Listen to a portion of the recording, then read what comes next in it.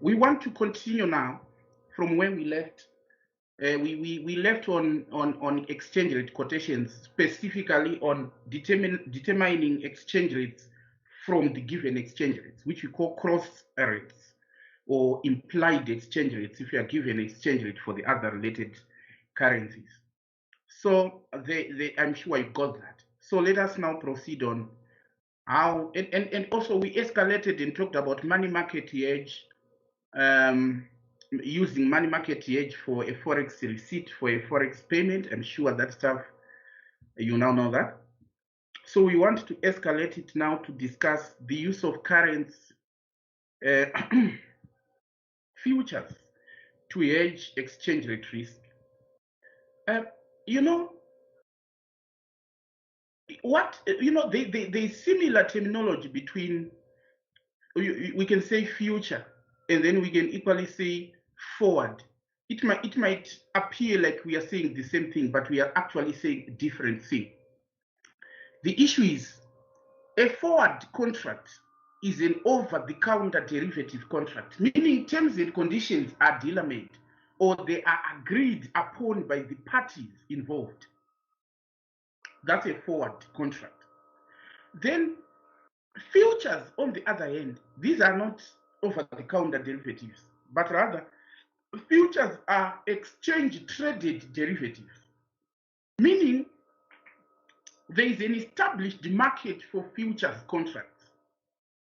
And whatever is sold when securities are sold on an established exchange, we expect to see these. Number one, there is standardized terms and conditions. In other words, you don't just negotiate your own future if it's traded on an exchange. It is standardized in terms of the contract size, in terms of period to maturity, in terms of mode of delivery. There is a lot of standardization because it's regulated by the exchange. To tone it down a little bit, let me say, if you want to buy debentures on the stock exchange, the stock exchange may say these debentures should have a par value of 100. And by saying par value, we are referring to these bonds or debentures. What we are analogically saying contract size. You can't say I need my own debenture with a par value of 89. You can do that when we are arranging a forward contract, but you can't do that when you're engaged in an established exchange. There are terms and conditions to follow. So the starting point for you to understand futures is to have a comparative analysis between forward contracts and futures contracts, and this forms the basis of us setting up futures hedge. So let me come to the handout again and show you what I'm actually talking about. So as you can see, I typed everything in this particular document, and I am super confident that I explained these things beyond measure. Now, a currency future is a standardized contract to buy or sell fixed amount of currency. Are you noticing? You are entering into a contract to buy or sell fixed amount of currency at a fixed exchange rate at a future date. But there is issue of standardized contract, meaning it's an exchange traded contract. So let us have this table. On your left here, it's forward. On your right, it's futures. So forward contracts are over-the-counter derivatives. So you can see that. You now understand what we mean by over-the-counter derivatives. Over-the-counter means terms and conditions are dealer-made. Over-the-counter means forward contracts are flexible when we are negotiating them. They become binding once agreed. Now, futures contracts are traded on an exchange. They are exchange-traded contracts, ETs, meaning you don't find futures contracts all over the world. In Africa, we actually don't have a market for futures. There's no market stock exchange in Africa which trades in futures. So as a result, you find futures in very limited number of currencies. Not all currency can you hedge using futures. because they are the contracts are available in very, very limited exchanges like Singapore, New York. Actually, most European exchanges, they trade in futures. You shall notice why when stock exchanges are developing, they are developing exchanges and established exchanges. These are now on the far end of the spectrum when it comes to futures. Now, terms and conditions are dealer-made. That's straightforward. Terms and conditions are dealer-made. It stems from over-the-counter, meaning they are flexible when they're being negotiated. It's an advantage, but they are binding once agreed. Depending on how you see it, the effect that they are binding is both an advantage and also a disadvantage. Now, futures contracts are standardized, meaning terms and conditions are not dealer-made. They are standardized in terms of quite a lot. They are standardized in terms of contract size. They are standardized in terms of contract period or period to maturity. They are also standardized in terms of mode of delivery. Let me take you to this particular Excel document and explain these three items further. Allow me to explain this a little bit so that you understand. So we said futures contracts are standardized in terms of contract size. So if you get to an exchange, I said contracts have what is called par value. This is what we are referring to as contract size in this case. So suppose you are hedging a pound receipt and you use pound futures and the futures contract is 125,000. And your exposure, meaning the amount you intend to hedge, is 80,000 pounds. And you want to hedge using futures. Are you not seeing here? If you hedge using futures, you end up over hedging because you can't buy a fraction of a future. Futures are rounded to the nearest whole number. It is because of this which results in futures not giving us a perfect hedge in most instances because they are rounded to the nearest whole number. In this case, you're expecting to receive 80,000 pounds, but you realize that the contract size is 125. So if you go to the futures market, you are going to overhedge because they can't scale it down or have a fraction of it. That's one thing. They are standardized in terms of contract size. Another issue is they are standardized in terms of period to maturity or contract period. In other words, when do these contracts mature? You know, if we enter into a forward contract, if I'm receiving my money on the, we are in August, if I'm receiving my money on the, sorry for that, if I'm receiving my money on the 10th of November, we sign a forward contract up to the 10th of November. So this will be like perfect. Forward contracts are flexible because you can actually tailor make the contract period to the exposure period. You can customize it. But when you are hedging using futures now, if you are receiving your money on the 10th of November or 1st of November or what, futures contracts have standardized maturity dates. So they can mature, say, June. And they can mature December. They can mature in June or they can mature in December. So we can say these are 6-month futures with June expiry and December expiry. So, or even they can say June, September. Let's say it's end of June, end of September, and end of December. So these are like 3 months periods in the interval. So if you are hedging a receipt which you are receiving on the 10th of November, you need to decide which futures contract to buy. In this case, you go to you then you have to hedge with December futures. As a general rule, you hedge using a contract which is expiring immediately after the exposure period.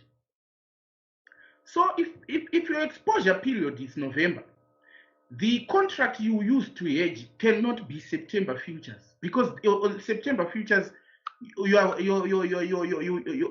yet to receive the money, but you use December futures. But notice, if you use December futures, you are exposed to November and December exchange rate movement, yet your exposure period is expired 10th of November.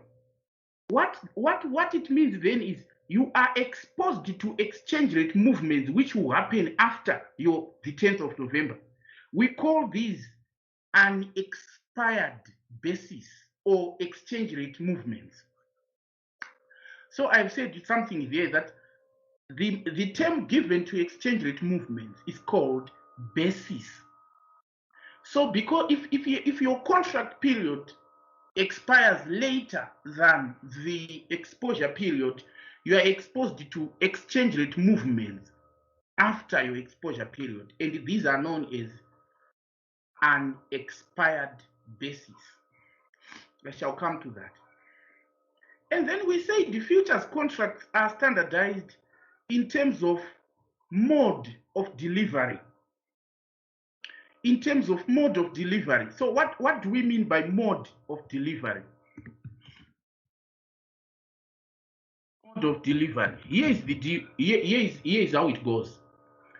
If we sign a forward contract with you, for example, which matures, if a contract which matures, say, after 3 months, with forward, what happens is we wait until 3 months, then we consummate that particular contract.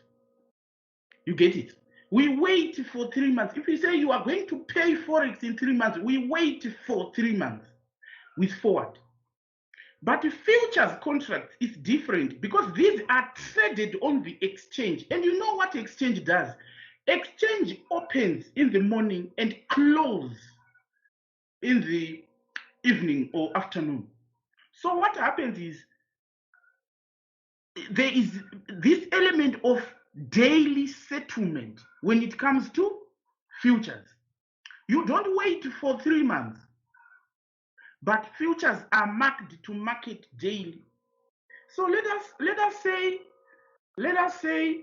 you want to receive in your money in November, and you hedge using futures. Today it's 1 August. What it means is you get to the market today and buy, or you get to the market and get your contracts there. I shall tell you whether you buy or sell later. But at the end of today, the exchange rate movement today, if it puts your position into a loss today, you pay for that loss today.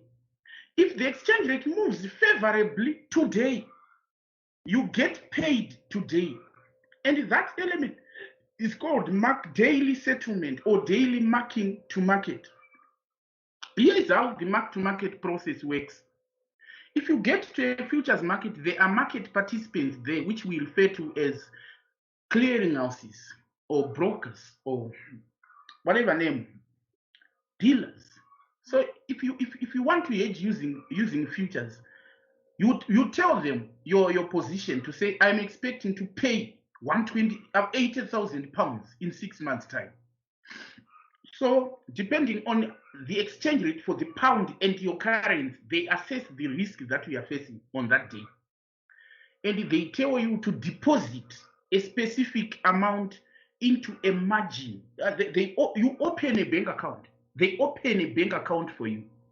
And this bank account, you don't even withdraw money from it yourself until the maturity of your contract or your exposure period arrives. But what happens is, as the exchange rate is moving, you can either gain or lose for that day, depending with what you're expecting to receive, in this case pounds, and your currency. So the movement in exchange rate can now expose you to a gain, to a loss, depending on how it is moving. So the clearinghouse, they say, open a bank account and deposit so much. That amount is called initial margin or the margin. And this margin reflects the risks you are facing on the day you get to the market and the exposure you have. As the exchange rate is moving every day, you either gain or lose. A gain is credited to your margin account, a loss is debited from your margin account. So this is done every day until 10th of November. So what it means is if you invest in futures, there is no risk of counterparty default. Why? Because you can't default if you are hedging with futures. The reason being, you bear your loss or you earn your profit on a daily basis. So come 10th of November, you can't say, I am now repudiating from my contract. Are you getting it? You can't say that because of this phenomena of mark to market. Now you may ask a very good question and say, does it mean then if every day I'm losing, I can run my margin account to zero because they are saying losses are debited? If we are now having perennial losses, so that your margin account can get to negative, what the clearinghouse, what they do is they ask you to have what is called, they set what is called maintenance margin.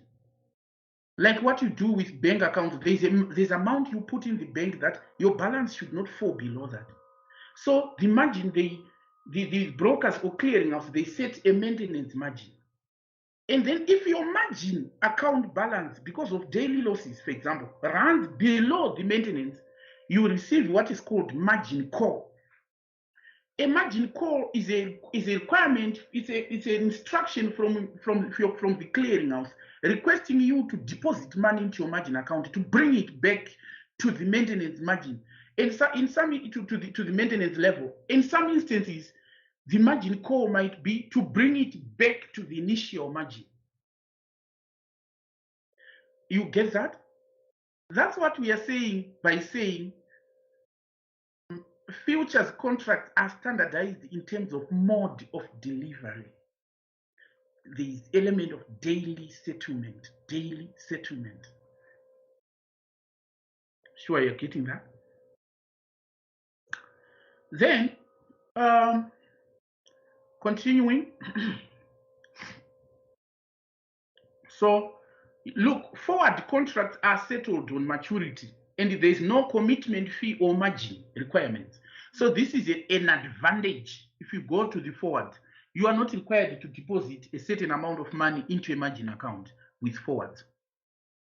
But now let us look at futures. Futures contracts are cash settled on a daily basis, and this is known as being marked to market daily. So here is how the mark to market process works. So please listen, and in the exam, I want you to give the examiner an answer which is like this. If whenever they dare asking you the issue of mark to market, this is how it works. Parties to the futures contracts are required to deposit a commitment fee or margin with a clearinghouse or a broker. The size of this initial margin depends on the risk exposure of the parties involved.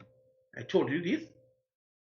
Now, the market positions are closed daily. Why are they closed daily? Because this is a stock market. A stock market doesn't open to perpetuate. Even New York Exchange, it closes. You always see them closing the bell and opening the market in the morning. Now, the positions are closed daily with profit or losses being credited to or debited from the margin account. This is known as daily settlement, or this is what we are referring to as mark to market. Now, in order to prevent the margin account from running down to zero with persistent daily losses, the broker normally sets a maintenance margin. By the broker, I'm saying those who regulate trades on the market. It may be a clearinghouse or what. The broker normally sets a maintenance margin. And what is this margin? This is the margin left balance below which it is not expected to fall. When the margin balance falls below the maintenance level, it's like a minimum bank balance. When your bank balance falls below that, what does the bank do? It gives you a call to say, can you deposit an additional money because you are running down your bank balance. So when the margin balance falls below this level, the firm will receive a margin call requiring it to deposit additional funds to bring the margin balance to its maintenance level, as I said, in some instances, to bring it back to its initial level. So there you go. Then another thing is, parties to the forward contracts are exposed to the risk of counterparty default, meaning one party repudiating from the obligations in terms of forward. Now, in futures contracts, there is no risk of default at all. Why? Because you pay your losses, you get your profits daily. So you can't say, come the date of receiving or making payment, you can't then say I'm exposed to any other risk so that you can repudiate. No, you own up. You get it. So this is a comparative table. Now let us go to the mechanics of the futures. So far you now understand. I have told you the mark to market. You now understand the contract size. I told you that contract size is simply like the par value. It will be embedded on the contract to say this is a pound futures with a contract size of 125,000. We shall see that. Now here are the terminology you need to understand before I move on. When I'm saying contract, when I'm saying futures price in the coming section, when I'm saying futures price, I'm referring to exchange rate quoted on the futures. Exchange rate quoted on the futures contract. Notice I'm not saying future contract, futures contract.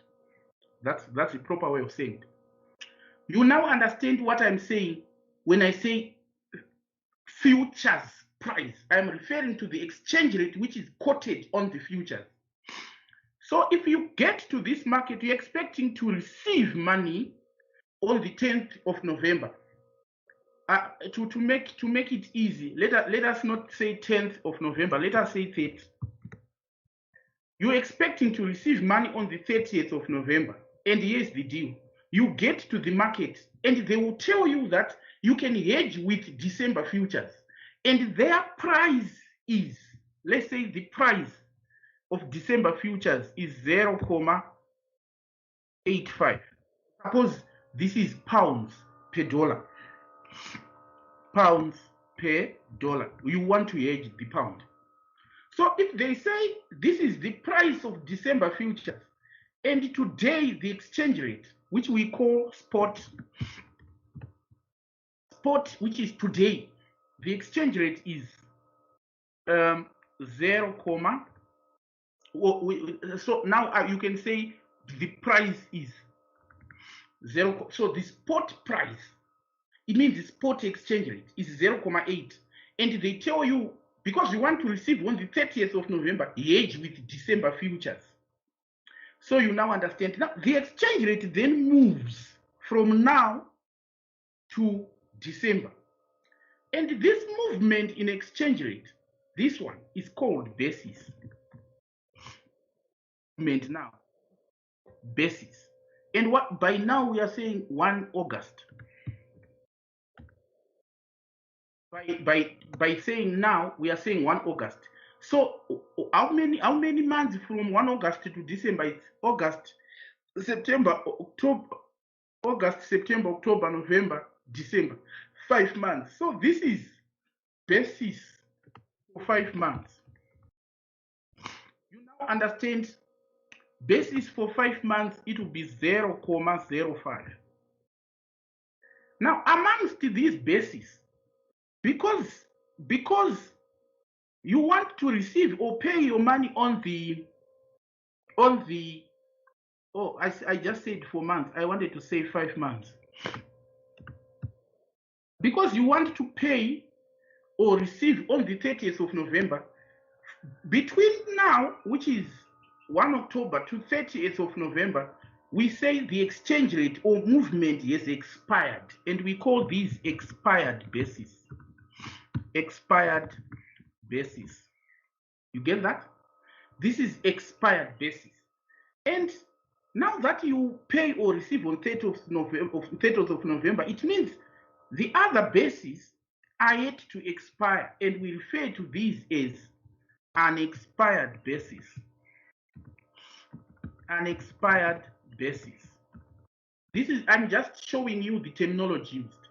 Now, what is your expired basis? Your expired basis here is August, September, October, November. So, because it's 30 November, so expired basis is over 5, because it's 5 months in total, times 0.05, 0.05, and what do you get? You get actually you get 0.04. So this is expired basis. Please understand the terminology I'm using here, so important. Then if you are asked what is unexpired basis, unexpired basis is 1/5 times 0.05, which is 0.01. This is unexpired basis. This is unexpired basis. So there you go.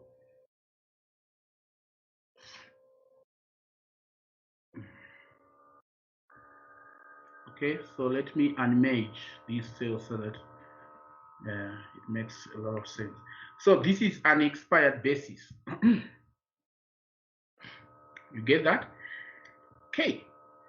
So let's say you want now to exit the market, because I told you that the market opens and closes every day. So this is going to be done every day up to 30th of November.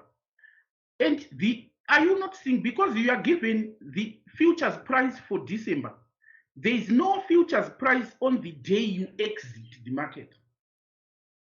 If I ask you to estimate it, what will you come up with? Notice, you have 0.8 here, 0.85 here, and I want you to estimate by linear interpolation. What do I mean by linear interpolation? I'm saying, let us assume that bases are diminishing to 0 as you go, meaning they are moving on a linear fashion. They are evenly spread every month. So can you estimate the closing futures price on 30 November when you are exiting the market? Estimate it and write it for me in the chat. What, in your opinion, will be the closing futures price when you exit the market on 30th of November? If you are given spot price today and the futures price and the basis, and you are then given an assumption that these bases are diminishing to 0 on an even basis, or they are evenly spread every month, can you estimate what the exchange rate is likely to be on the 30th of November?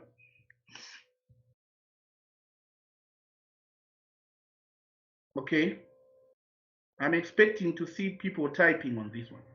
Just estimate for me, or I get call, right? I want 0.84. Good.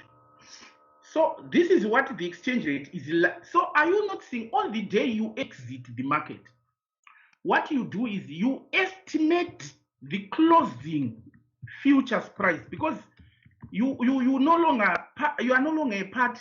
Your exposure period has ended in terms of when you are expecting to receive or to pay. So you estimate the closing futures price. So you say estimated closing futures price. You can estimate it either way. You can say 0.8, which we refer to as the spot plus expired basis. spot plus expired basis. So you estimate it, it comes to 0.84. Or you can estimate closing futures price by saying, you can say futures, or you can get it by saying futures price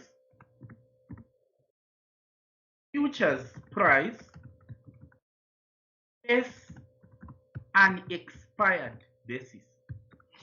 An expired basis. You get it still as 0.84. Are you not seeing that? You can estimate it from 0.85 minus 0.01. You still get 0.84, or you can estimate it from the spot coming to this. So this is the exchange rate which we will use to exit the market. What is it that I am saying, Caspet? By saying closing futures price, I am saying on the day you are going to exit the market, that's when you are going to receive or pay your foreign currency now that you were hedging. Which exchange rate do you use? The exchange rate that you use on the day you exit futures market is called closing futures price. As you can see, because the futures contracts are standardized in terms of maturity, closing futures price in most instances, it has to be estimated. How do you estimate it? Don't say, when you're estimating it, we say spot plus expired basis. We say the plus here because clearly the basis were increasing. Are you not seeing it's 0.8 to 0.85? So this is justifying the plus there. If this was 0.75, for example, if this was 0.75, the basis will still remain the same. But are you not seeing? It's not. If you want to estimate November price or closing futures price, you can't then say spot plus expired basis, because clearly the bases are decreasing. So the formula becomes spot minus expired basis. If you are coming from 0.75, the formula becomes futures price plus an expired basis. Are you not seeing what we do then do? So it's like, so you may say tell us, how then can we figure it out at a glance? At a glance, the futures price must be in between these figures. It must be between spot and futures price. That's it. You have to estimate it to be in between. So you will know then whether I have to add or to subtract, depending on where you are coming from. But make sure you get your basis right. So terminology, once again, you now understand futures price is the exchange rate quoted on the futures. Basis is the movement in exchange rate. So like in this case, you may say, what if I was going to receive money in December exact? If we're going to receive money on 31st of December, there's no need to estimate closing futures price, because you will simply use the price, the price on the December futures. So you simply use this one, 0.85. So you can say, so I have noted then that if I hedge using futures, there's an element called basis risk. Why? And when you figure it out, you're figuring out right, because you not seeing the movement in exchange rate here, which we call basis, is going to determine how much we get on 30 November or how much we pay on 30 November. So if the exchange rate, then the spot exchange rate, the implication is, if they say December futures is 0.85, they are simply saying the exchange rate is expected to be 0.85 come December. But you know that the exchange rate may move in an adverse direction from what is being predicted by the futures price. When the exchange rate moves in a different direction from what the futures price is predicting, we say you are exposed to basis risk. What is basis risk say? Basis risk is the risk that the exchange rate may not move in the direction predicted by the futures price. So you can say, is basis risk bad? It depends, because the exchange rate can move favorably or unfavorably away from the direction predicted by the futures price. So that's basis risk. And then you say, oh, so say I understand basis risk. Now, if I was to receive on 31 December, was I going to be exposed to basis risk? No. There's no basis risk if you are going to receive money on 30 or to pay on 30 or on the last day of the futures contract. The reason is you will use the exchange rate quoted on the futures. Basis risk arises when you want to estimate the closing futures price, where you terminate your market position prior to expiration of the contract. All right? Okay. So I'm taking you in stages. So instead, this terminology which I have used here to say the basis for 5 months is 0.05. Some can put it as 5 ticks. Let me bring that to you now. This basis of 0.05, if we say the smallest movement in exchange rate is 0.01 and the basis was 0.05, this 0.01 is called a tick. So we can put in another terminology and say the exchange rate moved by 5 ticks. So if we say 0.01 is our tick, our smallest movement in exchange rate is 0.01. That's when we say it is moved. In this particular futures contract, we project it to move by 5 ticks.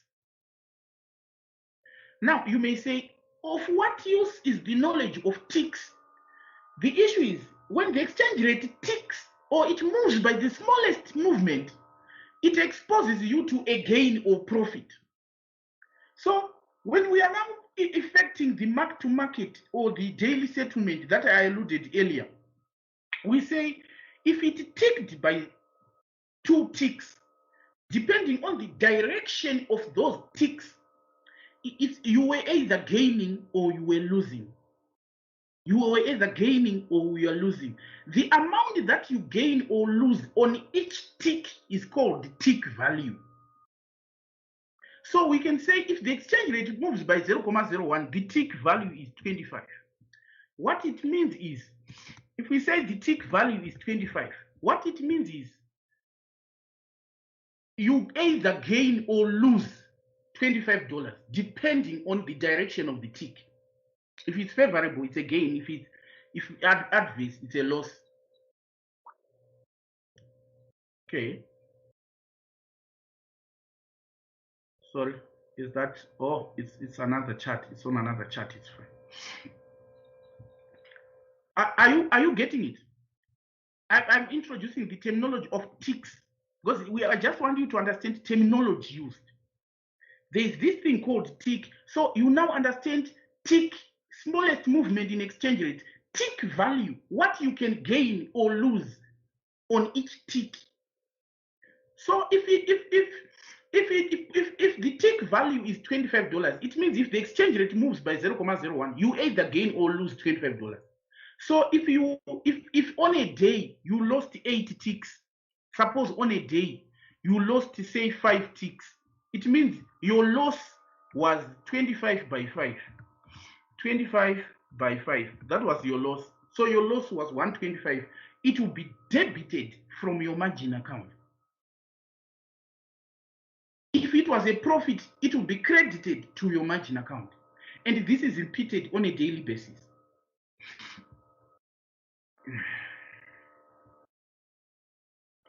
Let me check,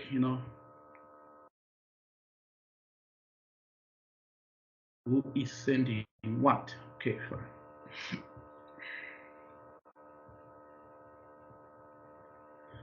All right, so there you go. So let me come now to the handout. So let us have this common language. It's so easy, and I'm sure I'm explaining it very well. Now, the price of futures of current futures move in ticks. By price, you now know what we mean. I'm sure there's no more confusion there. Price means exchange rate quoted on the futures. It moves in ticks. A tick is the smallest movement in exchange rate and is normally to 4 decimal places. In our case, it was to 1 to 2 decimal places, the one I used there. Now, basis risk is the risk that the price on the current futures, meaning exchange rate quoted on the futures contract, will vary from the price on the underlying asset, which is the spot rate. What I'm saying is the futures is predicting an exchange rate to move in this direction, yet the exchange rate on the market, which we call spot rate, are moving in another direction. Basis is the difference between spot rate and futures price. You now understand this, that basis, you have December futures and spot. Basis is the difference between the two. Then in order to manage basis risk, it is important to choose the current futures, it has to be futures, with the closest maturity date to the actual transaction. So here, your actual transaction is 30 November. And I said when you are hedging this, you take December futures. You take closest maturity date after that transaction date, not before. So important. Closest maturity date to the actual transaction. This reduces the unexpired basis when the transaction is closed out, meaning the futures contract is terminated before maturity. That's what I mean. There is no basis risk if the contract is held to maturity. Like if your transaction date was 31 December, there is no basis risk. The potential loss or gain from each movement in exchange rate, meaning from each tick, is known as tick value and is calculated as follows. So tick value equals size on the futures contract times the tick size.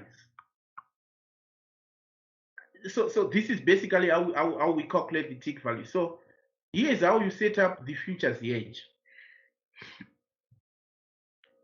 We are almost done. We are almost done. By describing this, we are actually wrapping it up. Notice. When you get to the futures contract, on this one, there are instances I have to let you see my face so that you may appreciate some of the things you consider to be difficult or easy, or easy, whichever way. When you get to the futures contract, I told you that it's a market. That much I told you. Futures contract is a market. So when you get to the market, you don't just get there and say, I want to hedge. No, not really. When you get to the market, you assume what is called a market position. Even if you get to a product market like you get Mbari, you are either a buyer or a seller. You can't just say, I'm in the market. I'm a participant. In what area? This element of taking a market position is so important because it determines how then you proceed with your hedge. So here's the deal. When you are expecting to receive foreign currency,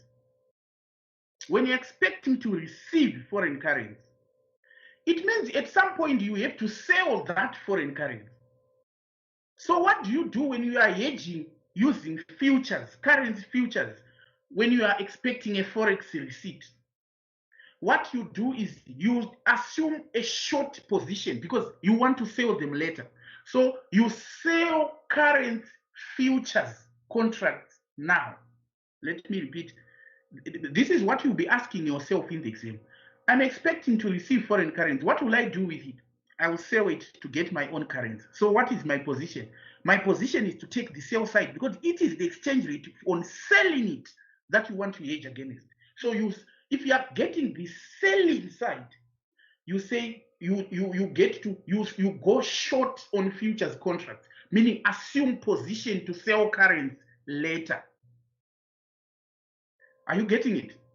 When you're expecting to pay foreign currency, it means at some point you have to buy that foreign currency. So you are in a long position because you are undertaking to buy currency. So when you are hedging using futures, you go to the long position or to the buy side of the futures contracts. So in summary, you ask yourself, am I expecting to receive currency or forex? Yes. What do? I sell that currency's futures contracts now. I sell that currency's futures contracts now and buy them later to close my market position. I'm sure what I have said now, it needs me to re-say it. Let me use the language you understand. The analog, not exact, but it helps you to understand. If you want to raise money using debentures, what do you do with debentures? I want to raise money from you, but I have debentures with me. What do? I sell those debentures for me to receive money. I sell the debentures to receive money. And what do I do if I no longer want these debentures? Do I throw them down? No. I buy them back and close my position. If you enter the position by selling, you exit by buying. And then we can tell whether you have made profit or loss. This is basically what you need to understand. When I get to the market and I want to hedge a forex payment, what do? Suppose you want to, you now want to pay money. You go to the buy side or to the long position of the contract because you're undertaking to pay later. So what do you do when that day comes? You close the market position by selling the futures contracts. So this is basically the language you are getting from your say here. When I say setting up the futures hedge, the steps involved, you choose whether the market position is to sell or to buy. When you are selling, you are on this short side of the market. When you are buying, you are going long on the futures contract. The contract to be chosen is the one expiring immediately after the exposure period. I told you that. The table below helps you in deciding the market position to take. That is whether to buy or sell contracts.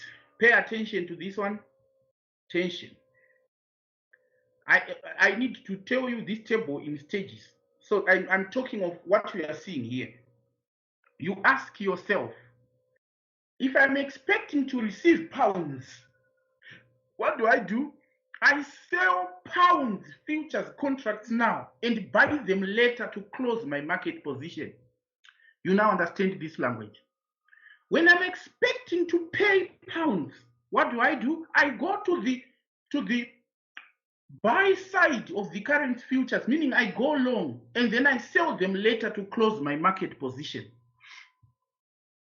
Okay. Oh, sorry. Someone is not telling me that, say you are not sharing your screen.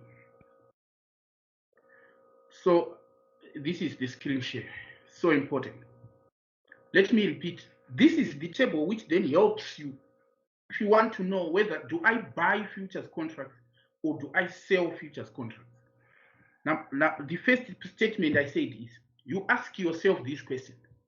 Am I expecting to receive pounds? If the answer is yes, then I sell pounds futures contracts now and buy them later to close my market position. And then another question is, am I expecting to pay pounds later? Yes. What do? I go long on the pounds futures contracts and sell them later to close my market position.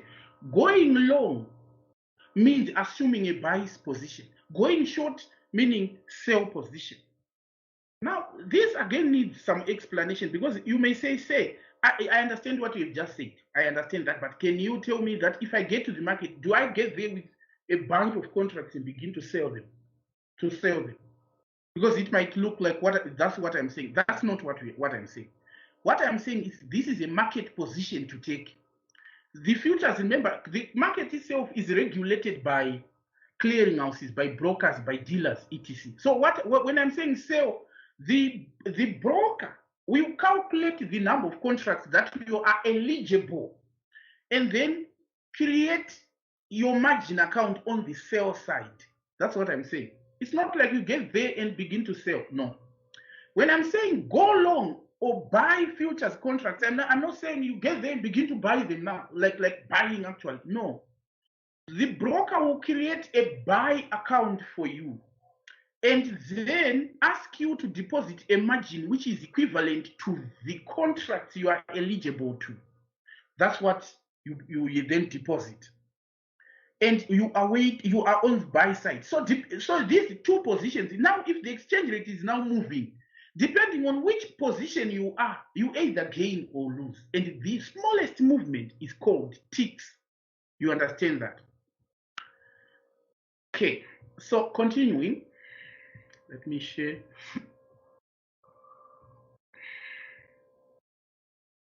All right, so now that part you have heard that, quite cool. But let me remark here something. This direction I have just given you, it works if the contract currency is the same with the exposure currency. What do I mean by that? I'm saying if you're expecting pounds and the contract size is in pounds, that's where what I've just said now, that's where it applies. We're expecting to receive pounds and the futures contracts are in pounds, meaning the contract sizes are in pounds. So that would be fine. So that's where I'm saying, are you expecting to receive pounds? Yes, sir. Is the contract size in pounds? Yes, sir. Then sell pounds futures. Are you expecting to buy pounds, to pay pounds? Yes. Is the futures contract size in pounds? Yes. Then what do? Go long on futures contracts. Now, what if the contracts themselves are not in your exposure currency? It's like you want to pay euros or to receive euros, but the futures are in your currency, are in dollars. How then do you go about it? Imagine you want to receive or pay euros, but the contracts, the futures contracts are denominated in your currency, in this case dollars. You do the opposite now. So that's a point of caution.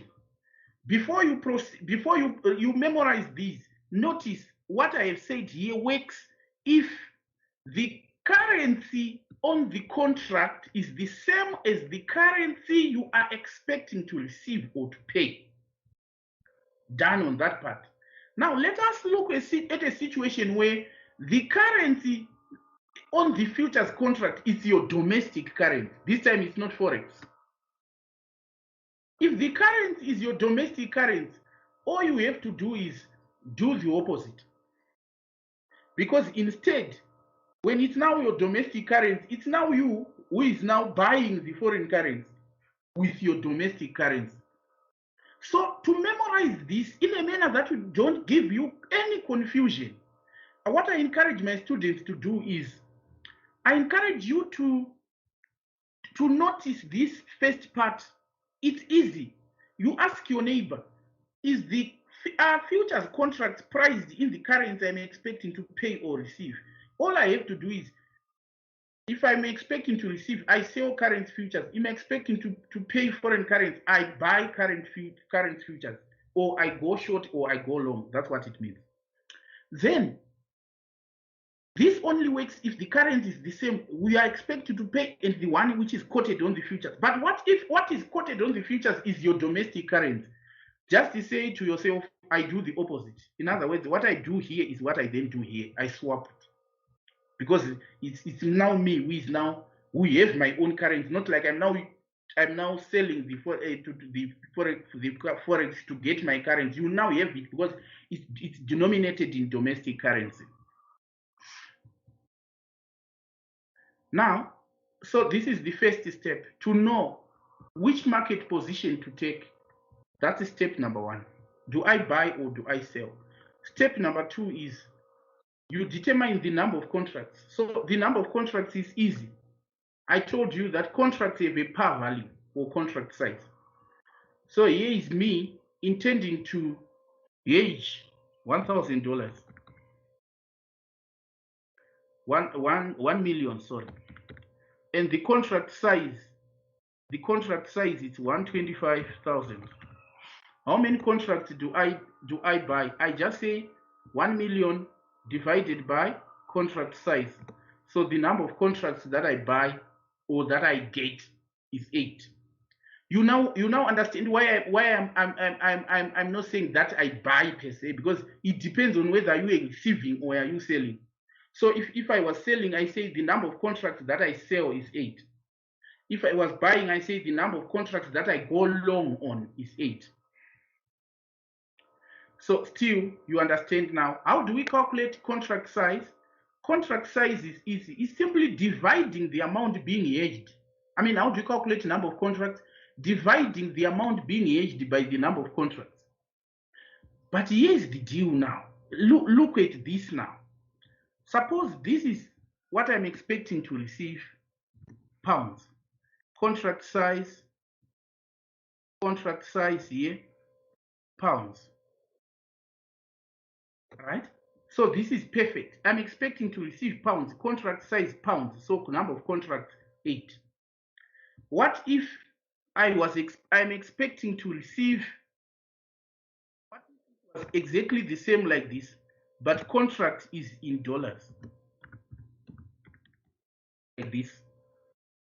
Clearly, if it is like this, you can't say 1 million pounds divided by $125. That's not it. You can't say 1 million pounds divided by $125. Are you seeing the dichotomy? So how do you navigate this?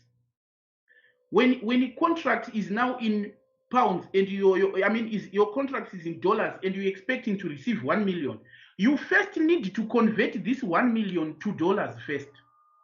What do? When you're converting 1 million to dollars, what you have to do is you use the futures price. So if I was hedging with December futures, I first convert 1 million pounds to dollars. So what this will become equals 1 million divided by futures price. Notice, I convert it to dollars using futures price, not spot price, using December futures, like this. Now I now have it in dollars. Let me ignore the, let me just put it as a number. I now have it in dollars, like this. And then, because it's now in dollars, my contract size is still in dollars. So I can now say equals this, divide by 125, 123. And what I have is 9,41 contracts. Are you not? It's now different. So because it's 9,41 contract, you don't get a fraction of a contract on the futures market. Rather, you get whole numbers of contracts. So I get 9 contracts. Now you may say, what happens to the 0,4? Isn't it the amount also I was supposed to hedge? Yes, 0,4 is then hedged using something which is not futures, like forwards. Because it's an under hedge, you can now hedge it using forwards or using something else. Right. So that's what I'm saying here. So I've said it and say, for a futures contract quoted in domestic currency, you need to first convert foreign currency exposure to domestic currency using futures price, not using spot price, using futures price, like what I have done, and then divide the answer now by the contract size to get the number of contracts. If contracts are rounded to the nearest whole number, then the amount under or over, I want to say over hedged, is then hedged using forward exchange contracts and will form part of the futures outcome. Meaning that 0,4 here, because we had to round 9,4 contracts to 9, so the 0,41 amount equivalent to 0,41 contracts is then hedged using forwards, because it can't be accommodated with futures. Then step 3, Use basis movement to estimate closing futures price. This point, I'm sure we have done this. You now understand it. This, please make sure you play the video. If you get it to that, you need to play the video from where we were discussing this to say basis is the difference between futures price and the spot price. So you can say spot price and futures price. The difference is the basis. So you can say closing futures price is estimated when the futures contract expires after the credit or exposure period. This involves using the spot and futures price to see if the bases are increasing or decreasing, and then estimate the closing futures price as follows. This is exactly what I was telling you to you check if the basis is increasing or not increasing. You can say futures price equals closing futures price equals spot plus expired basis, or futures price minus an expired basis, depending on whether it is increasing or decreasing. You know, there's a lot of chickens here, and at times they act up for no reason. Now, decreasing basis, you now understand what I said on this part when I was saying how you estimate closing futures price. You look at the spot and you look at the futures, compare whether the basis are they increasing or decreasing, and then you have to find the closing futures price in between these two figures. So this is exactly what I'm just saying here. Now compute hedge outcome. This is the last step. When you are computing hedge outcome, what you are actually doing is you are now calculating the amount you are going to pay or receive from the closing futures price. Because I told you that the closing futures price is the exchange rate you will exit the market, the futures market. So that is the exchange rate which determines how much you are going to receive or how much you are going to pay. Right, so here I'm saying, and B, normally if the spot exchange rate on the date of receipt or payment is given, you may adjust the spot market outcome with profit or loss from the futures hedge. This computation is rarely examined, however, but I will show you. I will show you to say what I'm simply saying is, now that you have exited the market with closing futures price here, it may be of interest to you to compare that exchange rate with what is the spot exchange rate, meaning the exchange rate which is on the exchange rate market, not on the futures market, on the current market. You may notice that the exchange rate you exited the market with might be different from the exchange rate which you were going to use had you not hedged. So in that difference can be a profit or loss from the futures hedge. So if the exchange rate on the market, if you had not hedged, is favorable compared to your closing futures price, you have made a loss. If the exchange rate on the current market you do not hedged is adverse, meaning it's not good for you. If you have not hedged, the exchange rate you are going to use is not good. If you compare it to the closing futures price, then you have made a profit because the futures price is good to you, for you. Current options. Remember, we are having them one by one. Once we get to the end, that's it. We still have quite a lot of time. I'll just finish on options, do questions, and take a 30-minute break, and then start again so that we end at 4. All right. What is an option? We did options, Black-Scholes model of option pricing, and I'm sure on that we defined what an option is. And let me recap.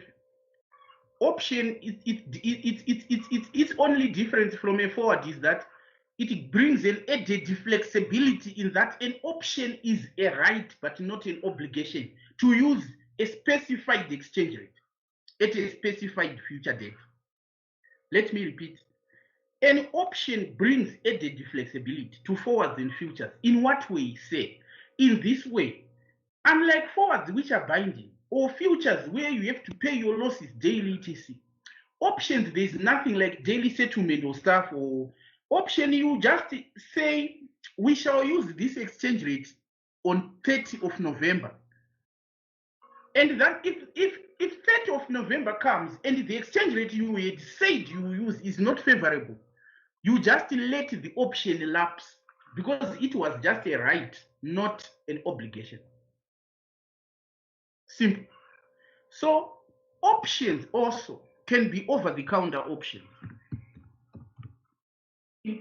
These options which are over-the-counter are like forwards again, in that terms and conditions are dealer-made. Meaning the parties, if you want to set an exchange rate and we discuss the terms and conditions ourselves for a 30 November transaction, we say that option is over-the-counter.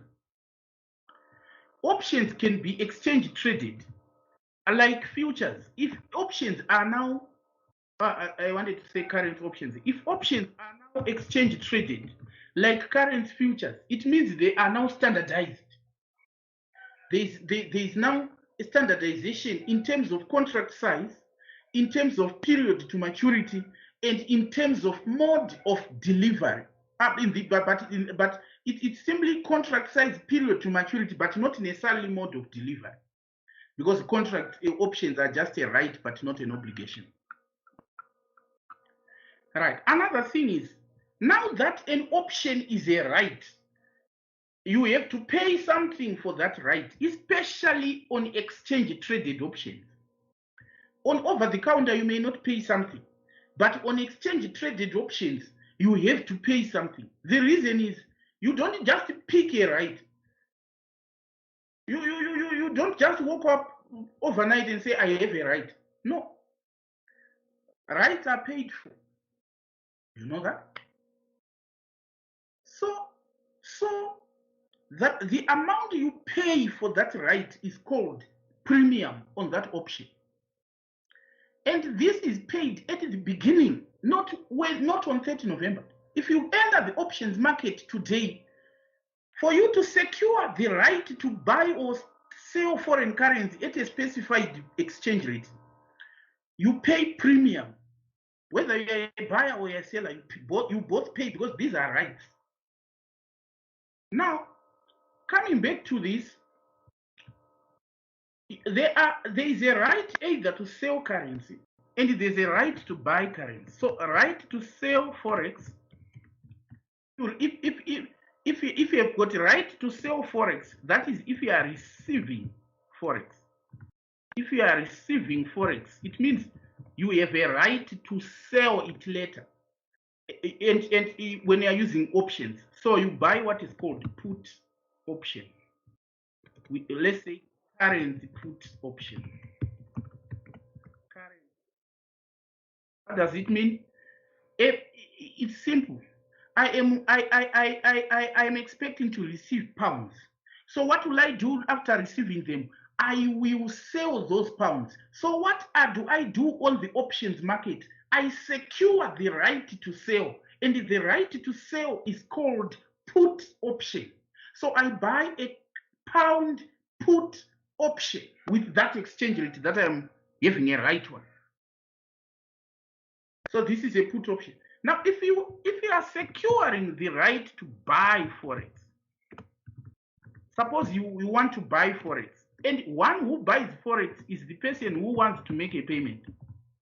This is a person who buys forex. So if I want to pay pounds on 30 November and I want to hedge that with options, what do? I recognize that come 30 November, I will buy pounds. So let me secure the right to buy the pound at a specified exchange rate. And that is called currency call option. That is called currency call option. And this is very easy concerning options. Very easy. So let me okay, but you may say, it appears the way you are saying it, can you repeat once again? Like you are saying, I'm expecting to sell forex. So I'm expecting to receive forex in future, like pounds. I recognize that when I receive those pounds, I then have to sell them. So what do I do now using option hedge? I secure a right to sell these currency. To sell these pounds at a specified exchange rate, and that is called currency put option. But I don't pick that option from the ground. I buy it. I buy it. A right is bought. So the proper terminology for this is, if you are receiving, you buy currency put option. If you are paying, you buy currency call option. You buy currency call option.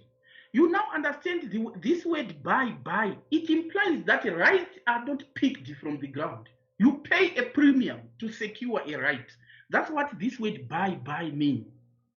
So this is like buying a right to sell, buying a right to buy in foreign currency. Now making sense. Okay, continuing. So I've explained the terminologies used when it comes to currency options. Now here's the deal. Now, a currency option, as you can see here, is an agreement involving a right, but not an obligation, to buy or sell a certain amount of currency at a specified exchange rate, which is called exercise price, at some time in future.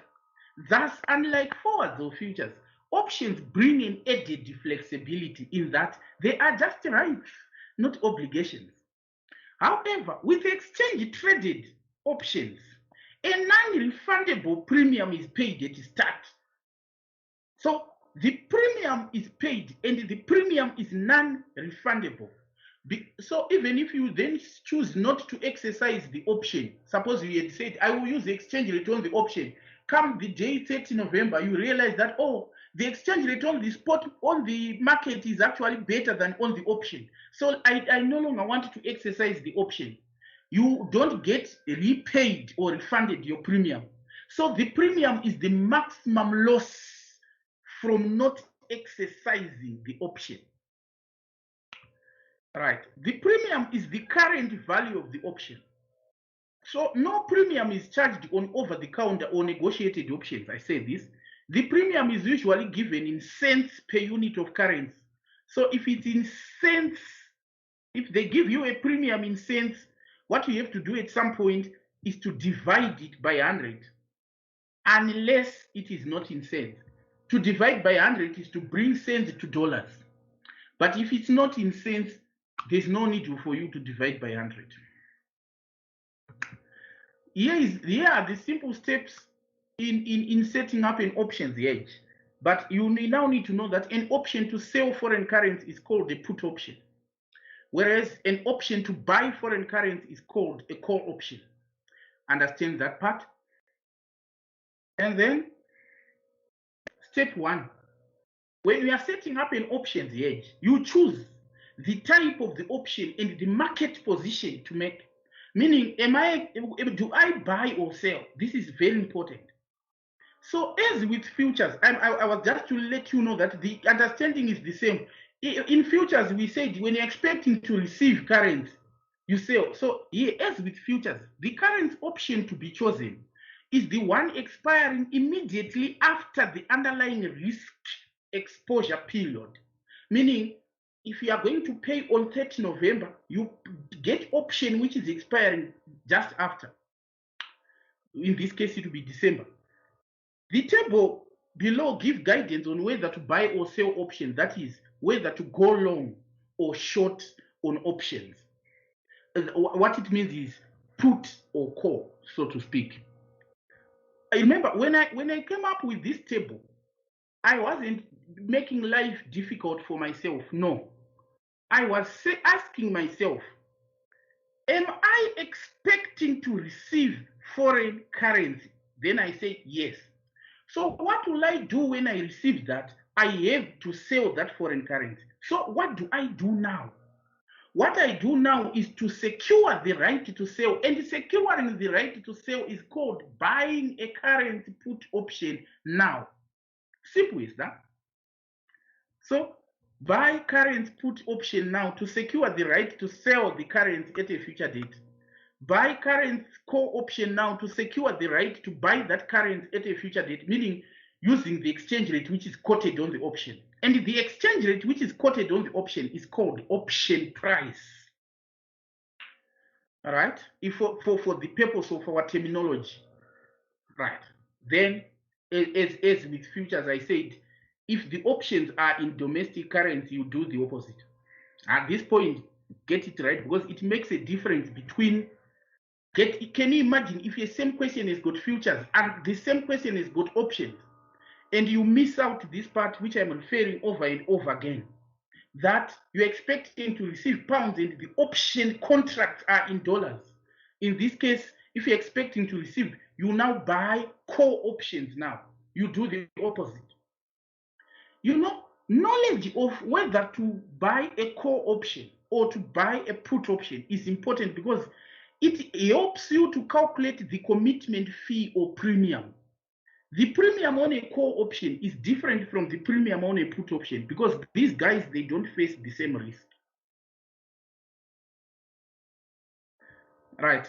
Now, when two or more strike prices are given, in other words, by strike price, we are referring to the exchange rate quoted on the option, which is called the exercise price. So when two or more exercise prices are given, that's what it means. You choose the exercise price which is most favorable to the underlying risk exposure. In other words, don't bother yourself by using all the exercise prices. Just use the one which minimizes the cost of payment. That is, if you are paying, or if you are expecting to receive, choose the exchange rate on the option which maximizes the receipt. You choose, you don't use every exchange rate which is given. Now, another point is, you choose the number of contracts. I told you how to go about it. It is the same, but this time you divide by option size, contract size of the option. At that point, we were saying futures size or contract size. Now, when you are now hedging options, you use the contract size on the option. So the number of contracts is divided by is found by dividing the amount amount being dividing the amount. Oh, there was a typo there. It is simply obtained by dividing the amount being hedged by the contract size, or the amount of foreign currency that you are by the contract size. But this works if you expect you are hedging pounds and the contract size is in pounds. If the contract size is in dollars, you first convert the pounds you are hedging to dollars using the strike price on the option. In the previous example, we converted pounds to dollars using futures price because we're using futures. When you're now using options, you convert the contract size from pounds to dollars using the strike price on the option. So there you go. And then divide by the number of contracts to get. Now, if the contracts are rounded to the nearest whole number like before, the amount which is over or under hedged is then hedged using a forward, meaning the fraction. Now, here is the outcome. Meaning, by outcome, we always mean what is the cost of payment to you or the value of receipt from the options hedge. So the outcome recognizes the fact that premium is non-refundable. So if you are making a receipt, a premium is deducted. So it will be number of contracts times contract size times strike price less premium. Why less premium? Because you are receiving money and a premium is a payment to secure that right that you got. So you deduct the premium from the amount you have obtained using strike price on the option. Then when you are, this is how you simply calculate premium. Premium simply means premium from table times 0,1. As I said, 0,1 means divide by 100, provided the premiums are in cents. Then times number of contracts times the contract size. I shall be coming back to this. Then for Forex payment, remember Forex payment, notice that the premium was a payment, so it is added because you are paying. So this is the outcome in your domestic currency. You now want to see how much is the cost to you in domestic currency. Remember, the premium was a payment to secure the right, so it is added to a payment and it is subtracted from a receipt. Then if you had over or under hedged something using forward, what you then have to do is to adjust to suppose you have rounded options to the nearest whole number. It means that fraction we have diverted to forward the edge, that portion, because the contracts cannot be, you can't get a fraction of it.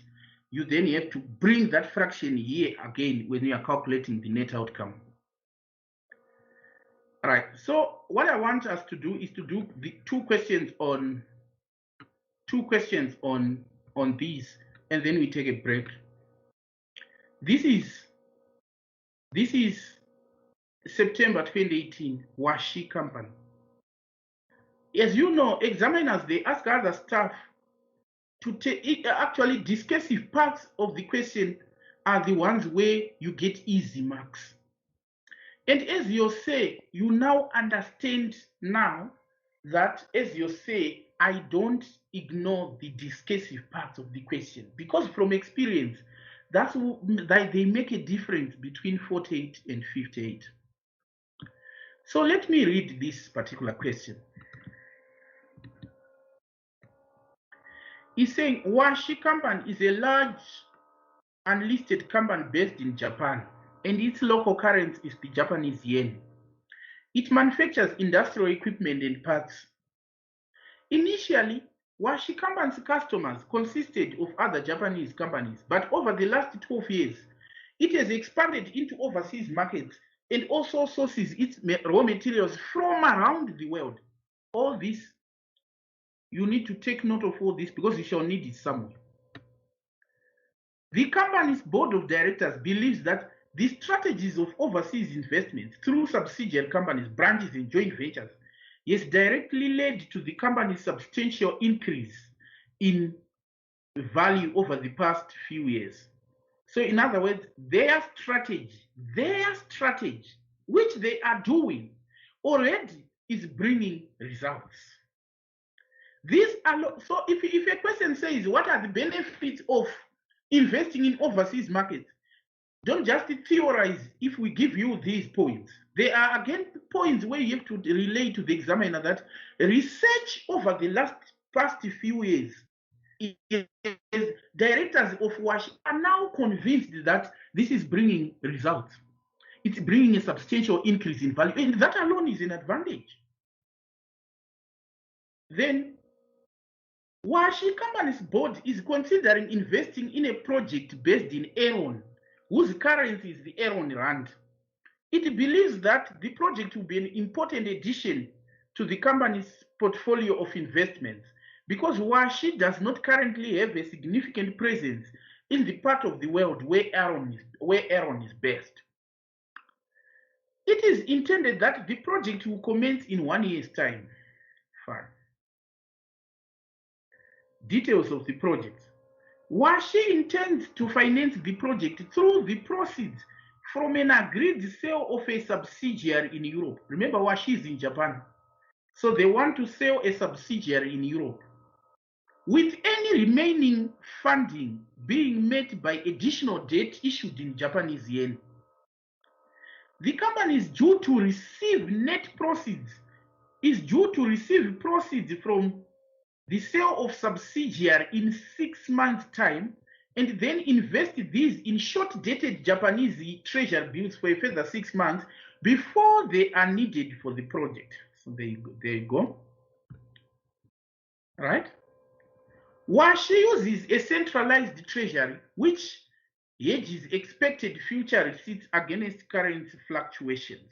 So there you go. Funding and financial information. The agreed proceeds from the sale of a subsidiary receivable in 6 months' time is 80 million euros. So now you know that we're expecting to receive 80 million euros. The board is concerned about a negative fluctuation in the Euro-Japanese yen rate between now and 6 months' time when the 80 million will be received. Therefore, it has asked Washi Treasury to hedge the expected receipt using one of currency forwards, currency futures, and exchange traded options. So these are the products. hedging products that they are going to use. Washi's company treasury has obtained the following. So this is the spot exchange rate. This is the 6-month forward exchange rate. Remember, the domestic currency in this case is the Japanese yen. And here we also have currency futures. Notice, you now understand, I said, we're expecting to receive euros and the contract size is in euros. So this one is quite straightforward for us. This is currency futures.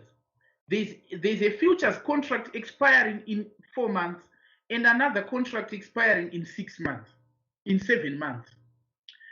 And I told you that when you are expecting to receive in 6 months, the contract you use for hedging is the 7-month futures contract.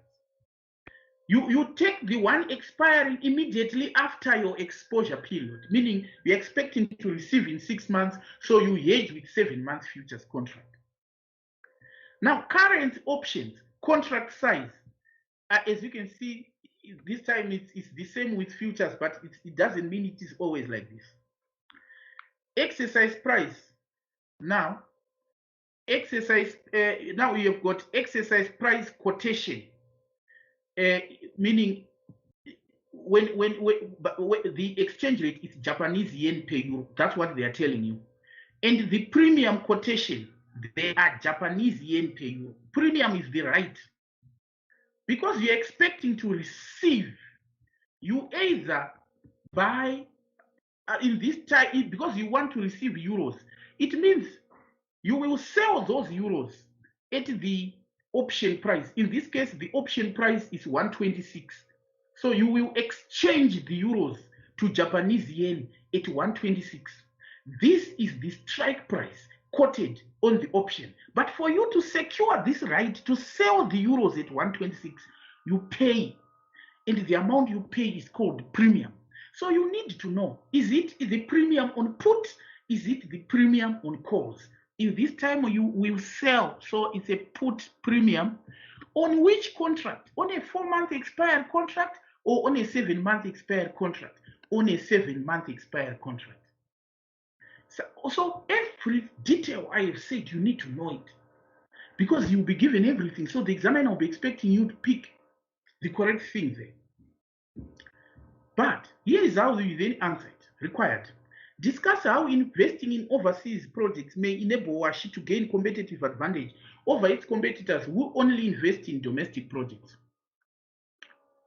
Now, a question like this now is a question where the examiner expects knowledge brought forward. This question, you don't ignore it or try to get this question right, because imagine if you fail to answer a question which is telling you that how does a company benefit from investing in overseas projects compared to those who are not doing it. Imagine a situation where you get that wrong. Which picture are you portraying to the examiner? Which picture really are you portraying to the examiner? Remember, these are four topics on international trade. On what? How do we benefit when we are investing in overseas projects? Number one, we get access to new markets because we are being told that Washi sources raw material. Another thing, it's important to come back to the case. Don't just say general answers as if we are not talking of Washi. Come back to the case. Investing in foreign projects, the main advantage, it brings foreign currency. When you invest in foreign projects, it brings foreign currency. We are told that Washi sources raw materials from all over the world. Clearly, Washi needs foreign currency by its business model. So, foreign projects will then bring additional foreign currency to meet requirements for sourcing raw materials, which it sources all over. Another thing is, it will be close to the market. And being close to the market, it saves remarkable costs, and it partly explains why directors of Washi are seeing a substantial increase in value over the past few years. Could I notice I am coming back to the case? I'm not just answering like like an A-level student who just answer from a textbook, regurgitate a textbook. When you are given washi, you have to answer from washi company, please. Then another benefit of having these overseas projects is, another benefit is, you know, it extends project life cycle. We are being told that washi has been operating locally in the past. This issue, so chances are the market has been saturated or the products might be in decline. So if you open a project in another overseas market, you can actually extend the product life cycle for your products. And this makes strategic sense. It makes strategic sense in that way. So as a general rule, just know that having projects overseas is a form of external growth. They are acquiring subsidiaries, joint ventures and stuff, and then run projects overseas. It's external growth now because they are now partaking with others. And which benefits they are going. So we expect you to bring knowledge brought forward, be it from SBL, be it from any other stuff, but above all, apply knowledge to the case. Don't speculate over it. Don't speculate.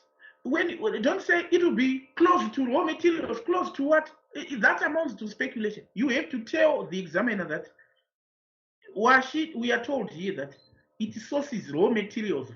Why not sitting down and write your things well?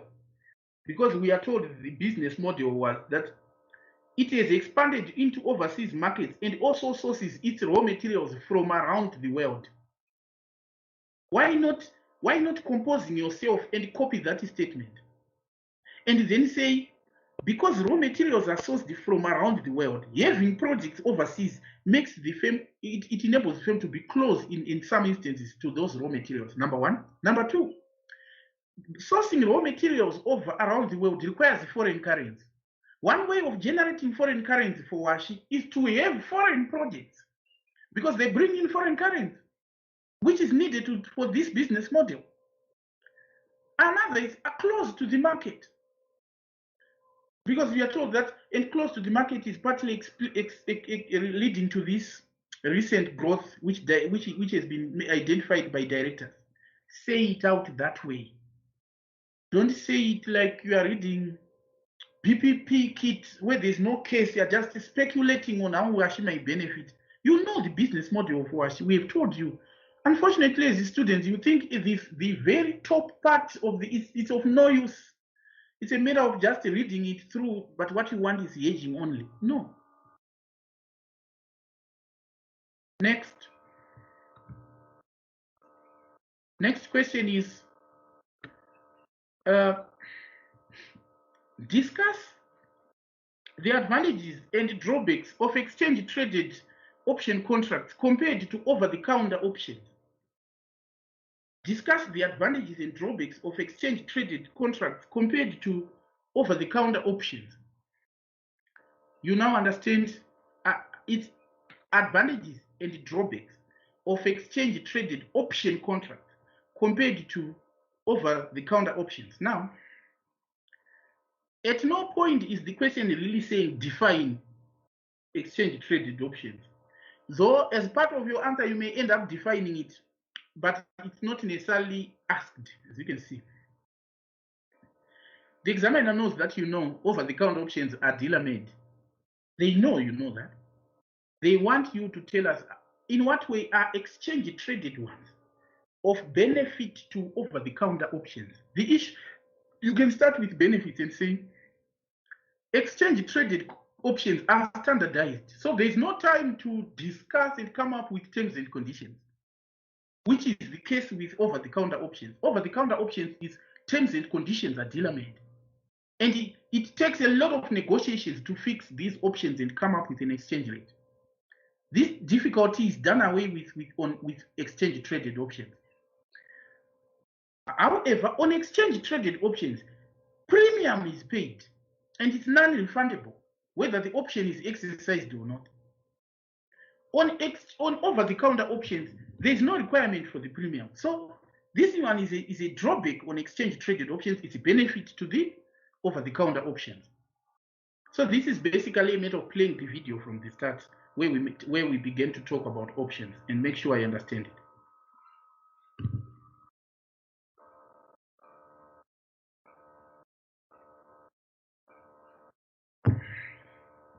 Now, another is prepare a report to the board of directors of WASHI, which, this one was a 50-mark question.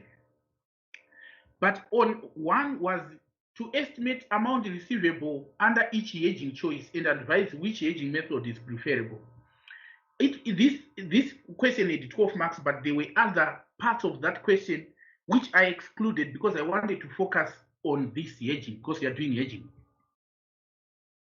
So how then do you go about it with this? We may do this paper as we are doing revision, perhaps next week or so, where we can choose to do this paper in full. So it was a report. So the question is, how would I present it? Say, remember, a report will be written on the word processor, not on Excel, but for expedience purposes, because I just want to minimize the windows open on my.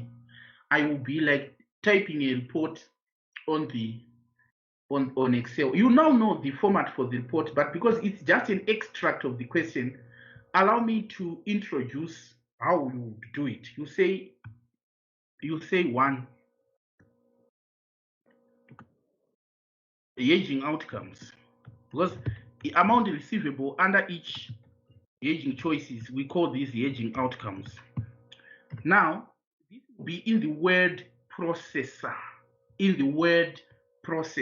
your report, after having put introduction and everything. And then you say computations in appendix 1. This is in the word processor. Computations in appendix 1. Appendix 1 give the following amounts receivable under each hedging choice.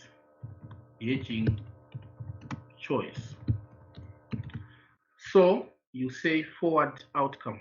Remember, these amounts are in Japanese yen.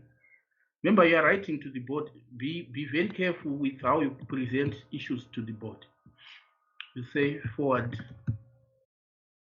This is in your word processor. Forward outcome. Futures outcome.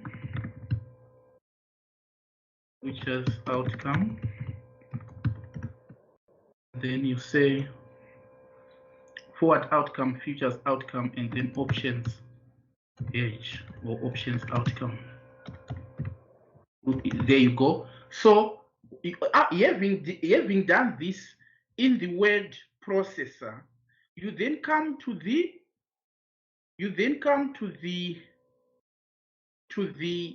appendix, but I'm doing everything on Excel here for expediency. You then say appendix 1,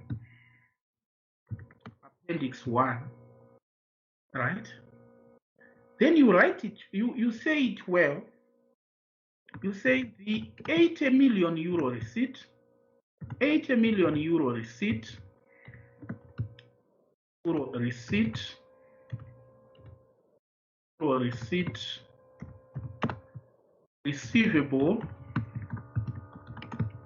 receivable in 6 months time, can be hedged using, it's like forward contracts, forward, comma, futures and options contract.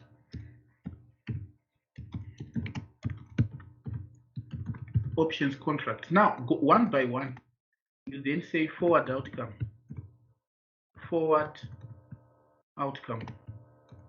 Now forward outcome or it simply means Japanese yen value of receipt from forward. That's what it means to say Japanese yen value of receipt from a 6 month forward. 6 month forward is Japanese yen value of receipt from the 6 month forward. Which rate do you use here on the forward? Remember, you're expecting to receive 80 million euros. Now, this is a 6 month forward rate. Which one do you use? 125.3 or 128.6? Talk to me. Which one of the two there do you use?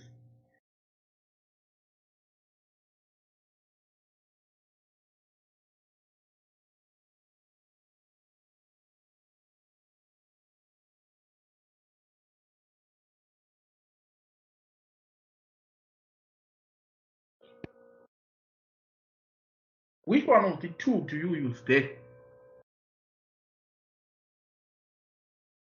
Oh, I'm not. Oh, on this one, guys, tell me the answer. On this one, let me know. Because this is really what is important. When you are using this forward hedge to hedge 80 million euro receipt, which rate do you use here? I need an answer from you. 128.6.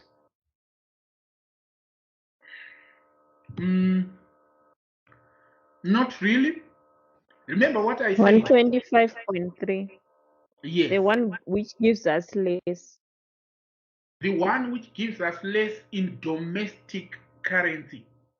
So in this case, these are Japanese yen. This is our domestic currency. So the rate we use, we want to convert 80 million euros to yen. You use the one which gives you less. You know what? If you get this part wrong, it means even when you are now calculating basis on futures, you will get it wrong because you will take this instead of this on spot. So this is the starting point where the examiner can tell. Nowadays, we are living in a global village. Make sure knowledge of exchange rate is watertight. You have that. Don't lose that. A finance manager needs to have that. Right. So you simply say 80 million times 125.3. Simple as that. 80 million times 125.3, which is equals to, so what do you get? It's equals 80 times 125.3. So there you go. It's 1024. So that's forward outcome. You come to the word process and put 10,024. These are your outcomes. Now, are you not seeing how easy to score maths? Futures hedge. Right away you go to futures hedge. And you now know the terminology involved. If you are expecting to receive foreign currency and the futures contract currency is the same as the exposure currency, like 80 million euros, 125 million euros, it's simple. Your say said, what do? You sell these futures contracts now. Not necessarily that you sell them per se, but you assume a short position on the market. Which contracts in a nutshell? The 7 month expiry. So I want to tell the examiner this very same point with a one robust sentence. What do? I just say the firm sells. Notice how I earn marks. I will be put where you earn marks. I will be putting in caps. You say the firm sells. This word here is so important. That's where you start earning marks or go short. Go short like this. That's how you put it. The firm sells or go short on 7 month futures contracts now. 7 months 7 month Euro futures contracts now. You know, this is statement, even if the examiner says time up, this is statement alone communicates a lot to the marker. You know your stuff with this statement. You can't get this statement right if you don't know your stuff. So even if already you are creating a rapport with the examiner, and then you say number of contracts, you now know that contracts have a par value. So number of contracts, it's a matter of saying I'm expecting to receive 80 million and the contract size is 125,000, both in euros. So they are divisible. So it's 80 million divided by 125, 123. And what do you get? So you say equals 80. 123 divided by 125, 123. So I buy 640 contracts. These are contracts. What else do I need on futures? Because remember, these are 7-month contracts, but this is happening in 6 months. So I have to calculate basis so that I come up with closing futures price. So you just say basis. So how do you calculate basis? So easy.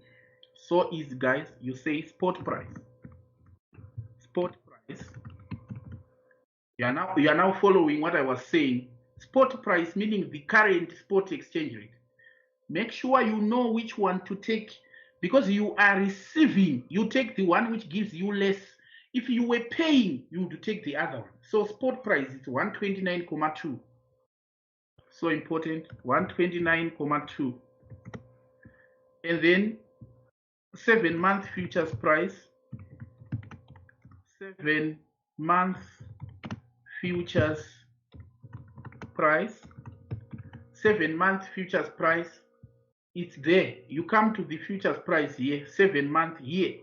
You now understand by price, we mean exchange rate quoted on the futures. So this is the 7-month futures price, 125.2. You come here and put 125.2. You now understand that basis is the movement. Basis is the movement in exchange rate. So this is 7-month basis. 7 months basis. So 7-month basis, you are saying equals this here minus this. That's the 7-month basis. 4.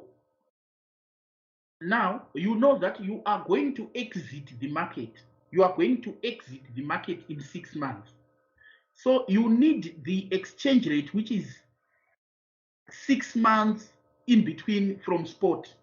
So what it means is on the expired basis, you have got expired basis. You have expired basis, which is 6/7 times 4. That's expired basis. You get to say 6/7 times 4. Enter. This is expired basis.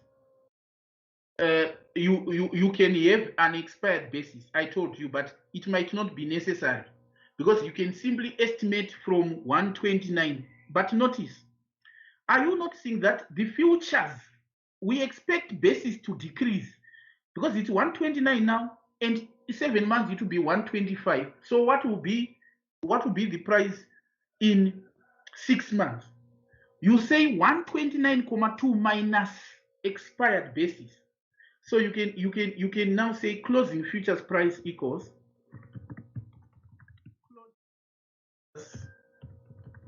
price equals, you say spot less. Why? Because bases are decreasing. It's clear that if they were increasing, I was going to say plus. Less expired basis. So it's simple to say spot 129 less expired basis, like this, 25.77. And I told you the meaning of 125.77.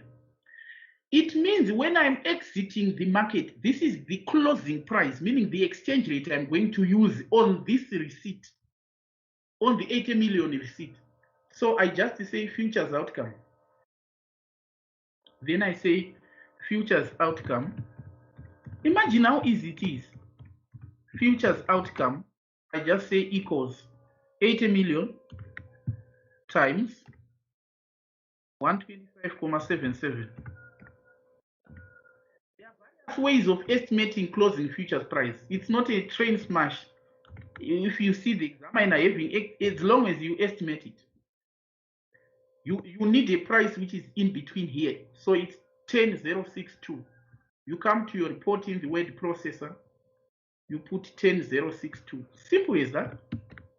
10,062. That's futures outcome. Are you not seeing it? Simple. We are done with futures. You know what? You know what, Cuthbert?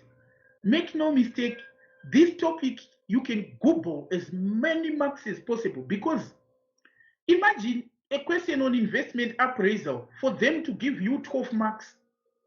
You actually work and work and work. But this is just 12 marks on these stages to say forward outcome. Futures, what is my basis? What is, so I close at what price? Then that is what I use to exchange on the day of exit. Then, you know, and already you are accumulating 12 marks. It can't be this easy. If you see these questions in question 1, examiners for that sitting are so kind with the students. Then you go to options here.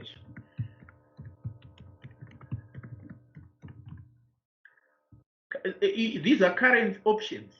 Now, because you are expecting to receive, what is it that I said? I said it's a two-stage procedure. You check whether the currency of the option is the same as the currency you are receiving. If it is yes, then you secure the right to sell the euro to your Japanese yen, and that is called a put option. But if you were receiving euros and these were in Japanese yen, you would do the opposite. Instead of euro or put, you would buy calls.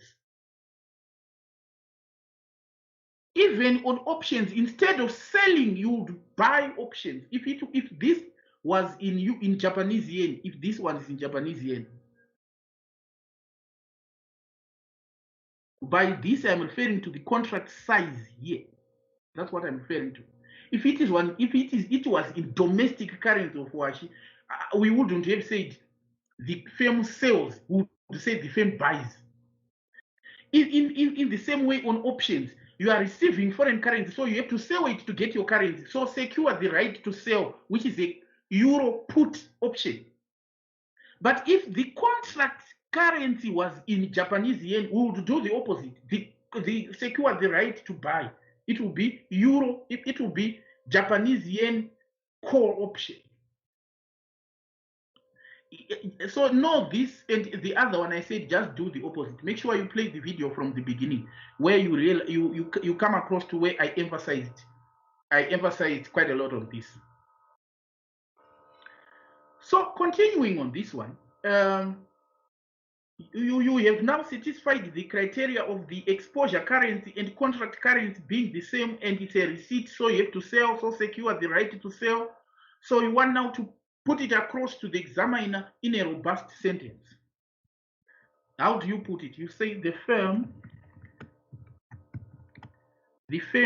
buys. You now understand the word buy, because a right is not picked from the ground. The firm buys euro put euro.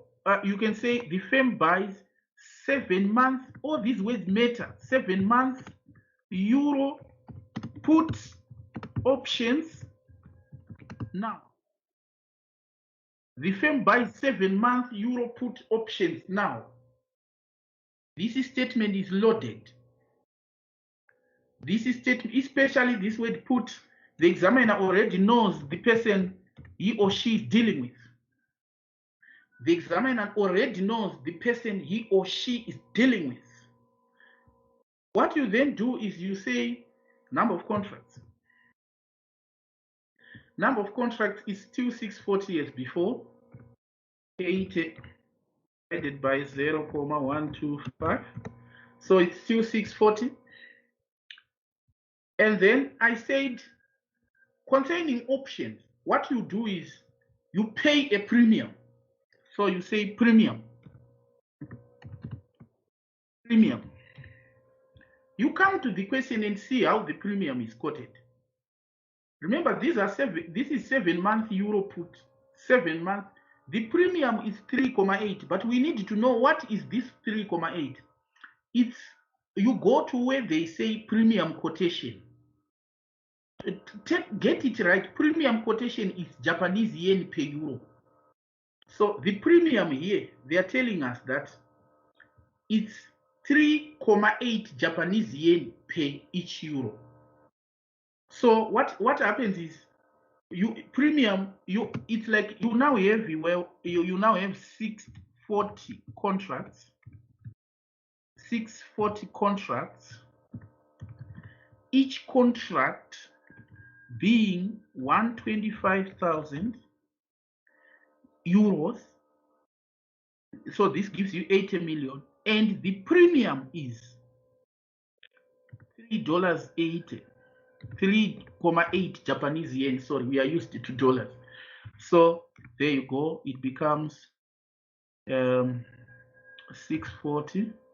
Because I'm working my figures in million, I can simply say 80 times 3,8 because my figures are in million. So premium is 804 Japanese yen.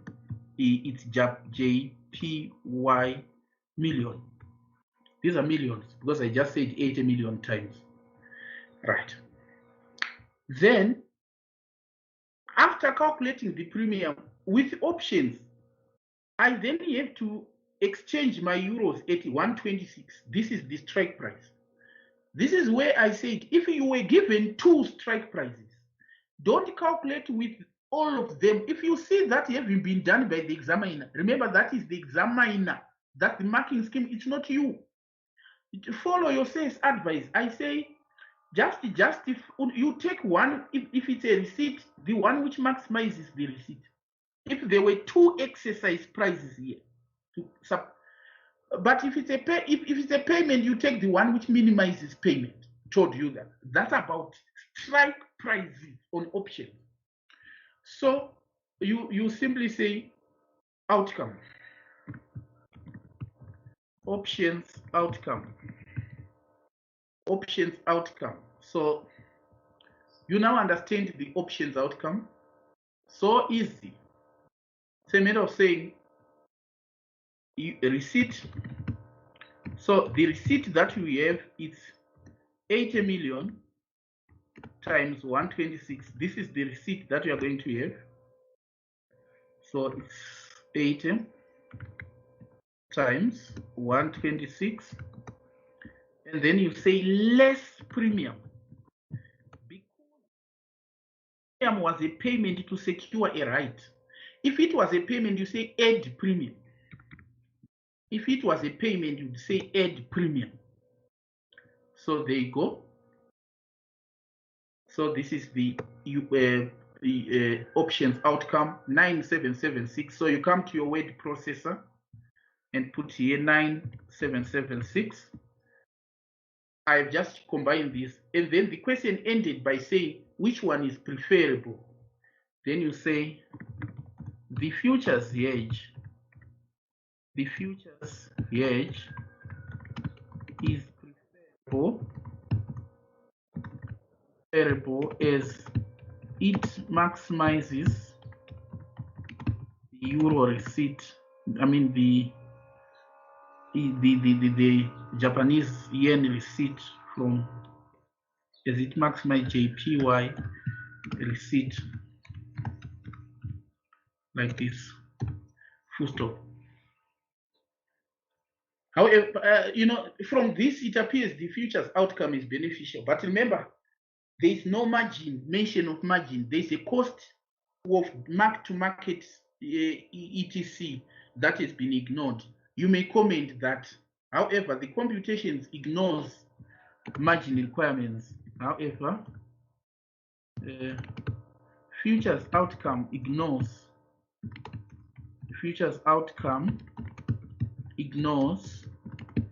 margin requirements.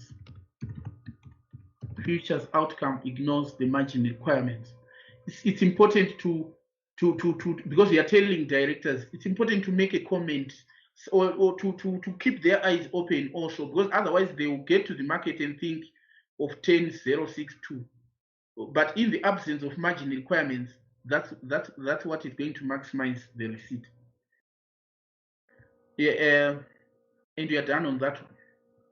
Imagine all this gives us 12 marks right away plus the other 10. Already we have 22% in this paper. The first one was 5, the other one was 5, this one is 12, and the other question was, the other stuff was on upraising. And remember, they are doing a project in Aaron, which is a foreign project. So they were now upraising that foreign project.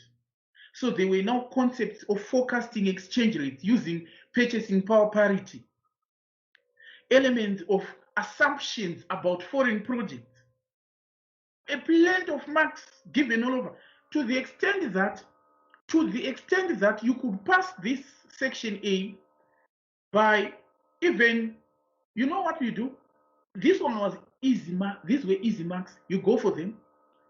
And you know that the project being undertaken is the project in a foreign country, which is Aaron, and it's being run for so many years and takes allowable depreciations, forecast about estimate. What you do after gathering your 22 marks, because clearly on this one you can get 22 marks scientifically, perfectly, and fine. And then you jump. Don't begin right away to work it sales, inflation, purchasing power parity, etc. Otherwise, it takes you long. What you do, you have to be smart. Go straight on assumptions, because assumptions will be 9 marks. Will be 9. Recommend whether the firm should produce, discussing any assumptions made, etc. 9 marks. That's where you jump straight and get those 9 marks and add them to 22. Already you are now on 31. Then you can say, let me now go to the cash flow forecast. That is, if there is no some other easy marks on section B questions, go to the easy marks first. And then you can then say, let me now play around with the Excel thing, multiplying a lot of other stuff, inflating, working capital changes, all those things. They involve a lot of working, but they don't carry any much marks. You may be shocked that after doing all the purchasing power parity to forecast exchange rates over a 4-year period and a lot of other stuff, you are just chasing additional 9 marks. Yet there is another question on section B, which is saying, evaluate the potential synergies from the measure, 11 marks. Proposed measure, suppose it's on mergers and acquisition. Go for those first. Examiners know that you were clever in garnering easy marks first. What do you lose? Remember, each question has got its own response options. You say B, 2B. Go to the word processor. If 2B is where you are seeing marks, go to 2B and sort out the marks. What are the ethical implications of what they want to do? You know the ethical implications of sourcing raw materials from a country which exploits child labor. Those are easy marks. They affect your business model, your reputation you've built over the years, even the sustainability of your operations. Notwithstanding the damage to the share price and investor attitude. Those are marks you can even get those marks whilst on the back of your mind. You are busy thinking about computations. You are busy thinking about computations. So you know what? This is going to be our August issues. We are going to do these until you say, it appears I now need an exam. We are no longer going to wait until Wednesdays for the revision. What we are going to do now is we are now going to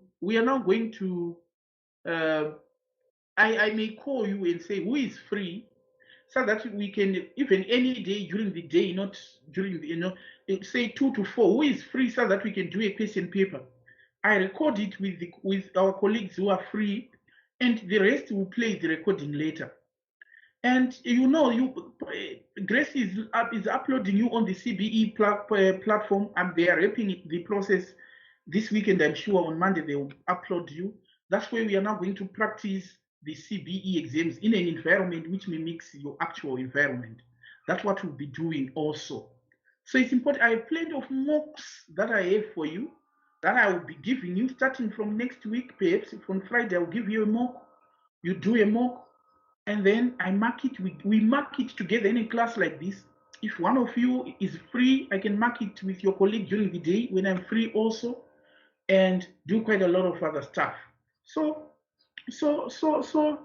that's cool with me on that one. Proceeding.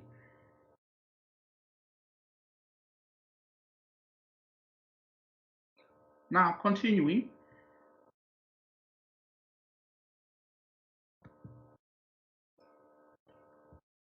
Right. This is another question. December 2018. This is now number 2.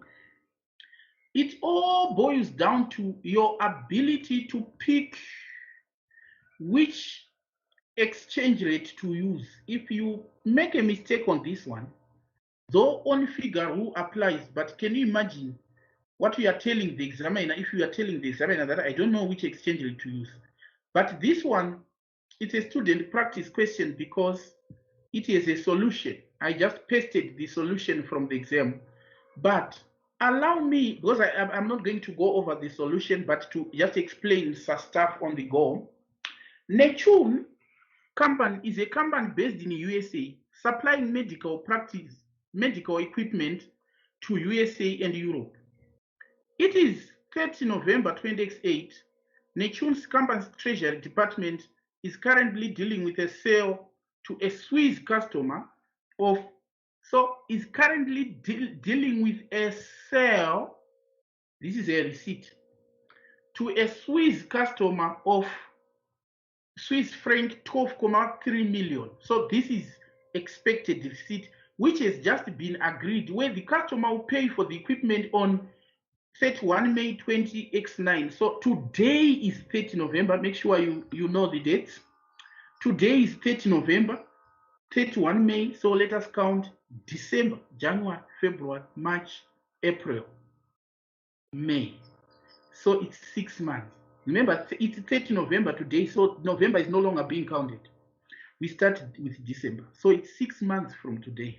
The Treasury Department intends to hedge the foreign exchange risk on this transaction using traded futures or options as far as possible. Any amount not hedged by the option or future will then be hedged using the forward. Here are the exchange rates that we have here. So you do have the exchange rate, the spot rate, 3 months forward, 6 months forward, then current futures.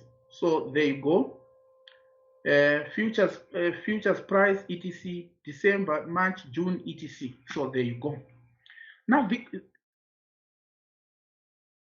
we are to receive Swiss franc, and the contracts are in Swiss franc. So this is again an easy thing. It's similar to what we have just done. And the company is in US. So these are US dollars per Swiss franc. You need to understand US dollars per each Swiss franc you are expecting to receive. So you take the one which gives you less. In this case, if for spot, this one. For 6 months forward, you again take this one for 6 months forward. I mean, this one, sorry, for 6 months forward. Provided the examiner needs the forward as the hedging method. Options, you now understand now, these are premiums. They are US cents per Swiss franc, unlike those ones which were not cents. So if we are, so the exercise price on the option, this is the exchange rate on the option. But you remember, you are going to receive on 31 May. So 31 May. If you are going to receive on 31 May, you hedge. If it's futures, you hedge with June futures, because you are going to receive on 31 May. If it's options, you hedge with June puts, because you are going to receive on 31 May. But this June is the end of June. This June is end of June. It's written there that futures and options mature at the end. The reason why they tell you that they mature at the end is to make sure that if you receive on 31 May and the contract matures on 30 June, there is 1 month unexpired basis. That's what they are telling you by telling you this end. Non-executive director's comments. Now let us see what the non-executive director is saying. A new non-executive director has recently been briefed about the work of the Treasury Department, and he has a number of questions about hedging activities. He wants to understand the significance of basis risk in relation to futures. He wants to know this. He also wants to know the significant features of over-the-counter forward contracts and options, and why Nichun prefers to use exchange-traded derivatives for hedging. So this part, we have already answered it in the previous question again.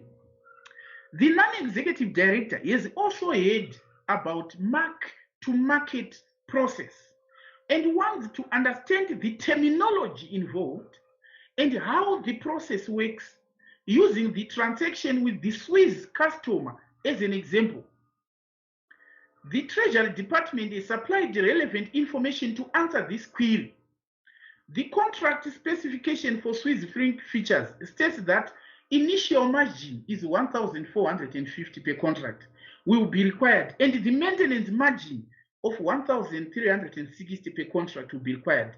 The tick size on the contract is 0.0001, meaning the smallest movement in exchange rate. If it moves by this smallest movement, the tick value, meaning potential loss or gain, is $12.50. You can assume that on the first day when Nechuni holds the futures contract, the loss per contract was 0.0011. Right. So everything I'll explain, but let me jump to the mark-to-market process. This part, as you say, I like easy marks. I like easy marks. So this mark-to-market process and this process also, which is saying why we prefer exchange traded and stuff, 6 plus 7, 13. Remember, this is a 25 mark question. Already, notice Kuda, already without working the hedging outcomes, you can pass this question and then just calculate, say, forward or something, and pass this question. But allow me then to explain the mark-to-mark process. They are saying the non-executive director wants to know the terminology involved. So I told you the terminology for mark-to-mark process. When I said mark-to-market process works like this here. And I said everything I explained here, I need it in that answer. To say mark-to-market process is like this. So I want to bring it up here and see how it goes. Mark-to-market process is like this, right? So because I copied, let me paste it where you can see it under this. Because I copied from a table, so it's printed in another format. So you know that. So let me read what I've copied. Futures contracts are, because you're explaining, this is what you type. Futures contracts are settled on a daily basis. This is known as mark-to-market, mark-to-market daily. Mark-to-market process works like this. Parties to the futures contract are required to deposit a commitment fee or margin with a clearinghouse or a broker.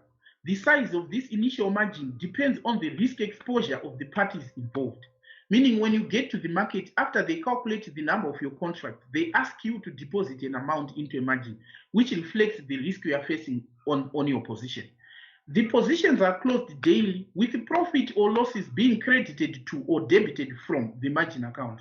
This is known as daily settlement or mark-to-market.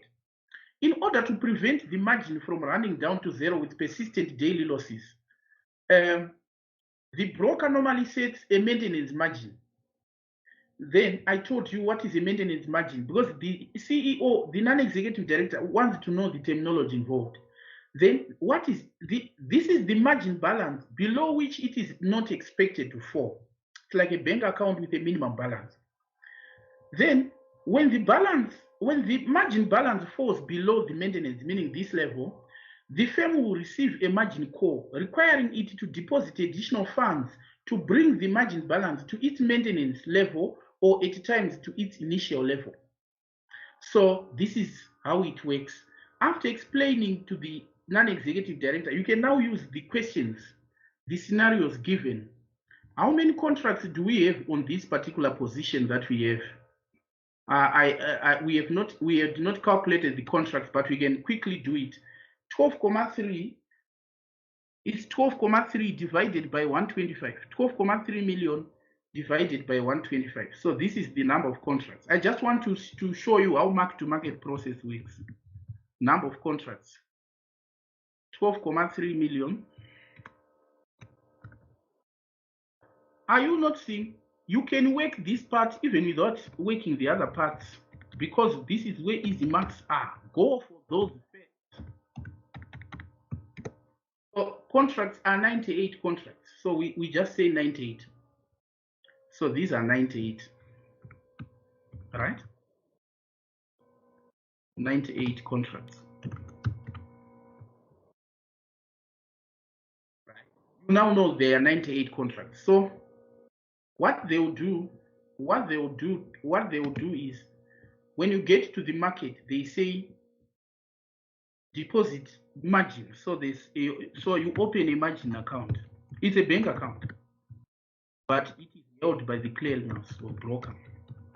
This is the margin account. What you do is you open a margin account. So, you know, a margin account has got debit, credit, and then balance.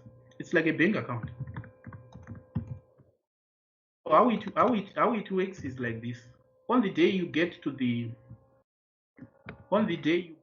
market, what you do is you say, on the day you get to the market, you say initial margin. Initial margin. It's a deposit. Initial margin, you open, what you do is the examiner tells you that the contract is saying initial margin is so much. So initial margin per contract is 1,450 per contract. So what you do is you say 98 contracts times 1,450. So you credit that amount, equals 98 times 1,450, and then so it's 142. And then you made a loss of how much? Now they are saying tick size is 0,001, meaning the smallest movement in exchange rates. It's because your exchange rates are quoted to 4 decimal places. No wonder why the tick is also to 4 decimal places. So they are saying if the exchange rate just moves by 0,00001, you either gain or lose 12,5. Now on the first day of trading, the loss per each contract was 0,0011. This is like 11 ticks. This is 11 ticks because you divide 0,0011 by 0,001. You find it ticked by 11. On each tick, you were losing $12.50 per each contract. Per each contract, you were losing $12.50. So you had how many? You had 98 contracts. So you say loss on the first day. This is mark to market now. Loss on first day. So what happens is it was 11 ticks. You realized how we got the 11 ticks. We divided 0,0011 by 0,0001. 11 ticks. And you have how many contracts? We have 98 contracts. And what was the tick value times 12,5. On each tick of the 11 ticks, on each tick, you were losing 12,5, so it's a loss. So you say equals 11 times 98 times 12,5. So it was 13,470. So let us check the balance, because this here equals, you say equals opening balance plus credit minus debit. That's my bank account total. So we are now at 128. So my margin account is now at 128 on the first day. So what I then check is maintenance margin.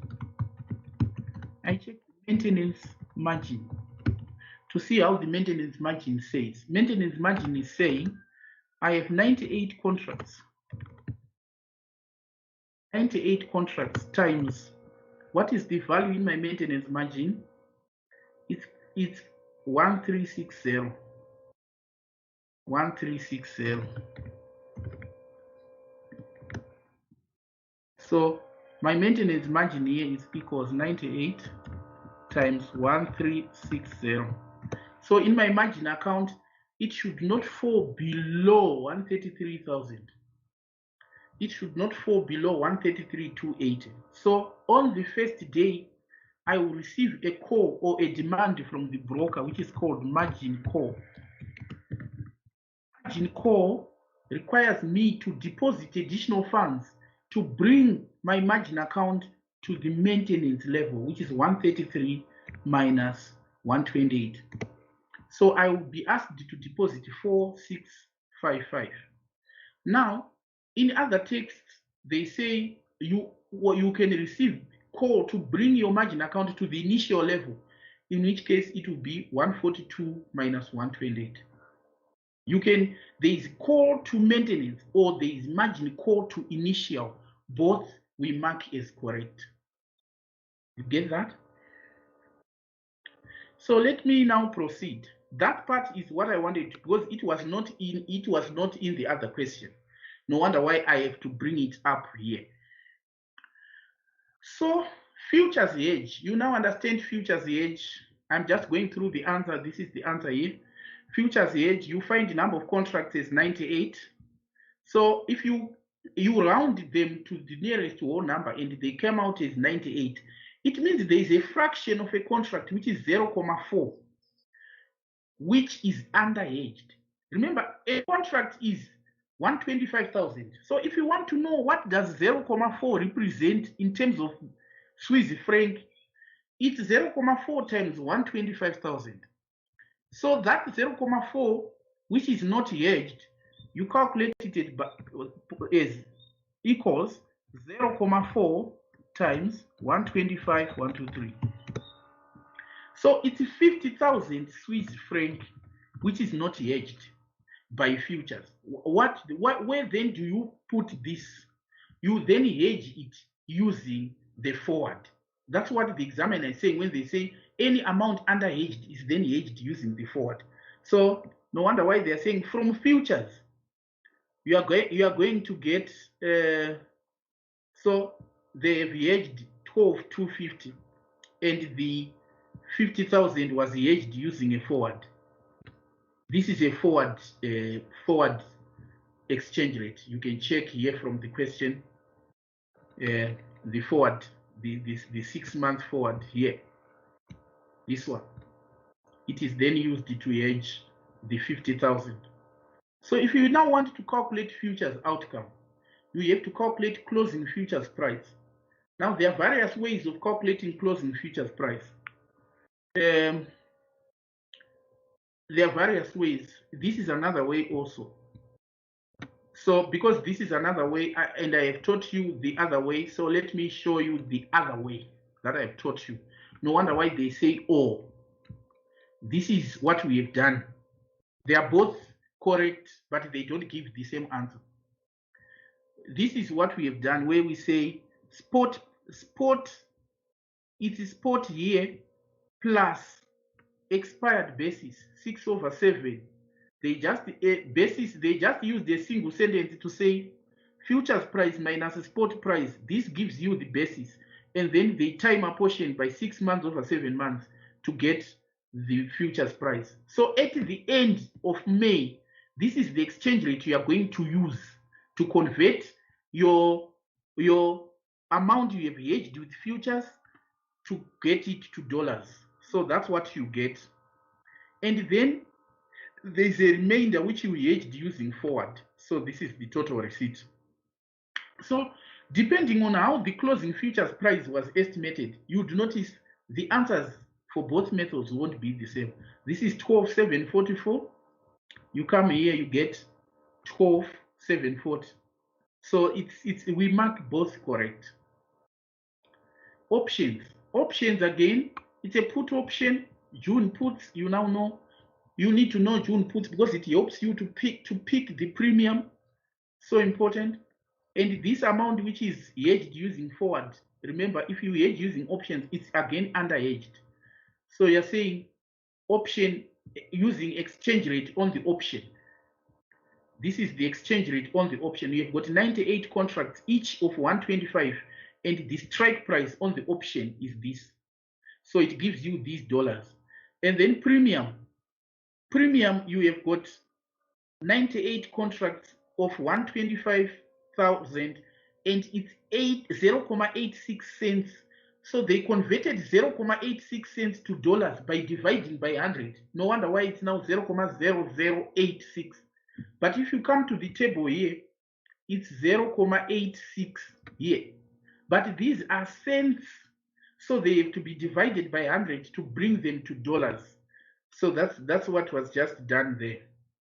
And then we have all the other issues about benefits of forward and the process of mark to market. Notice exactly what we have done concerning mark to market.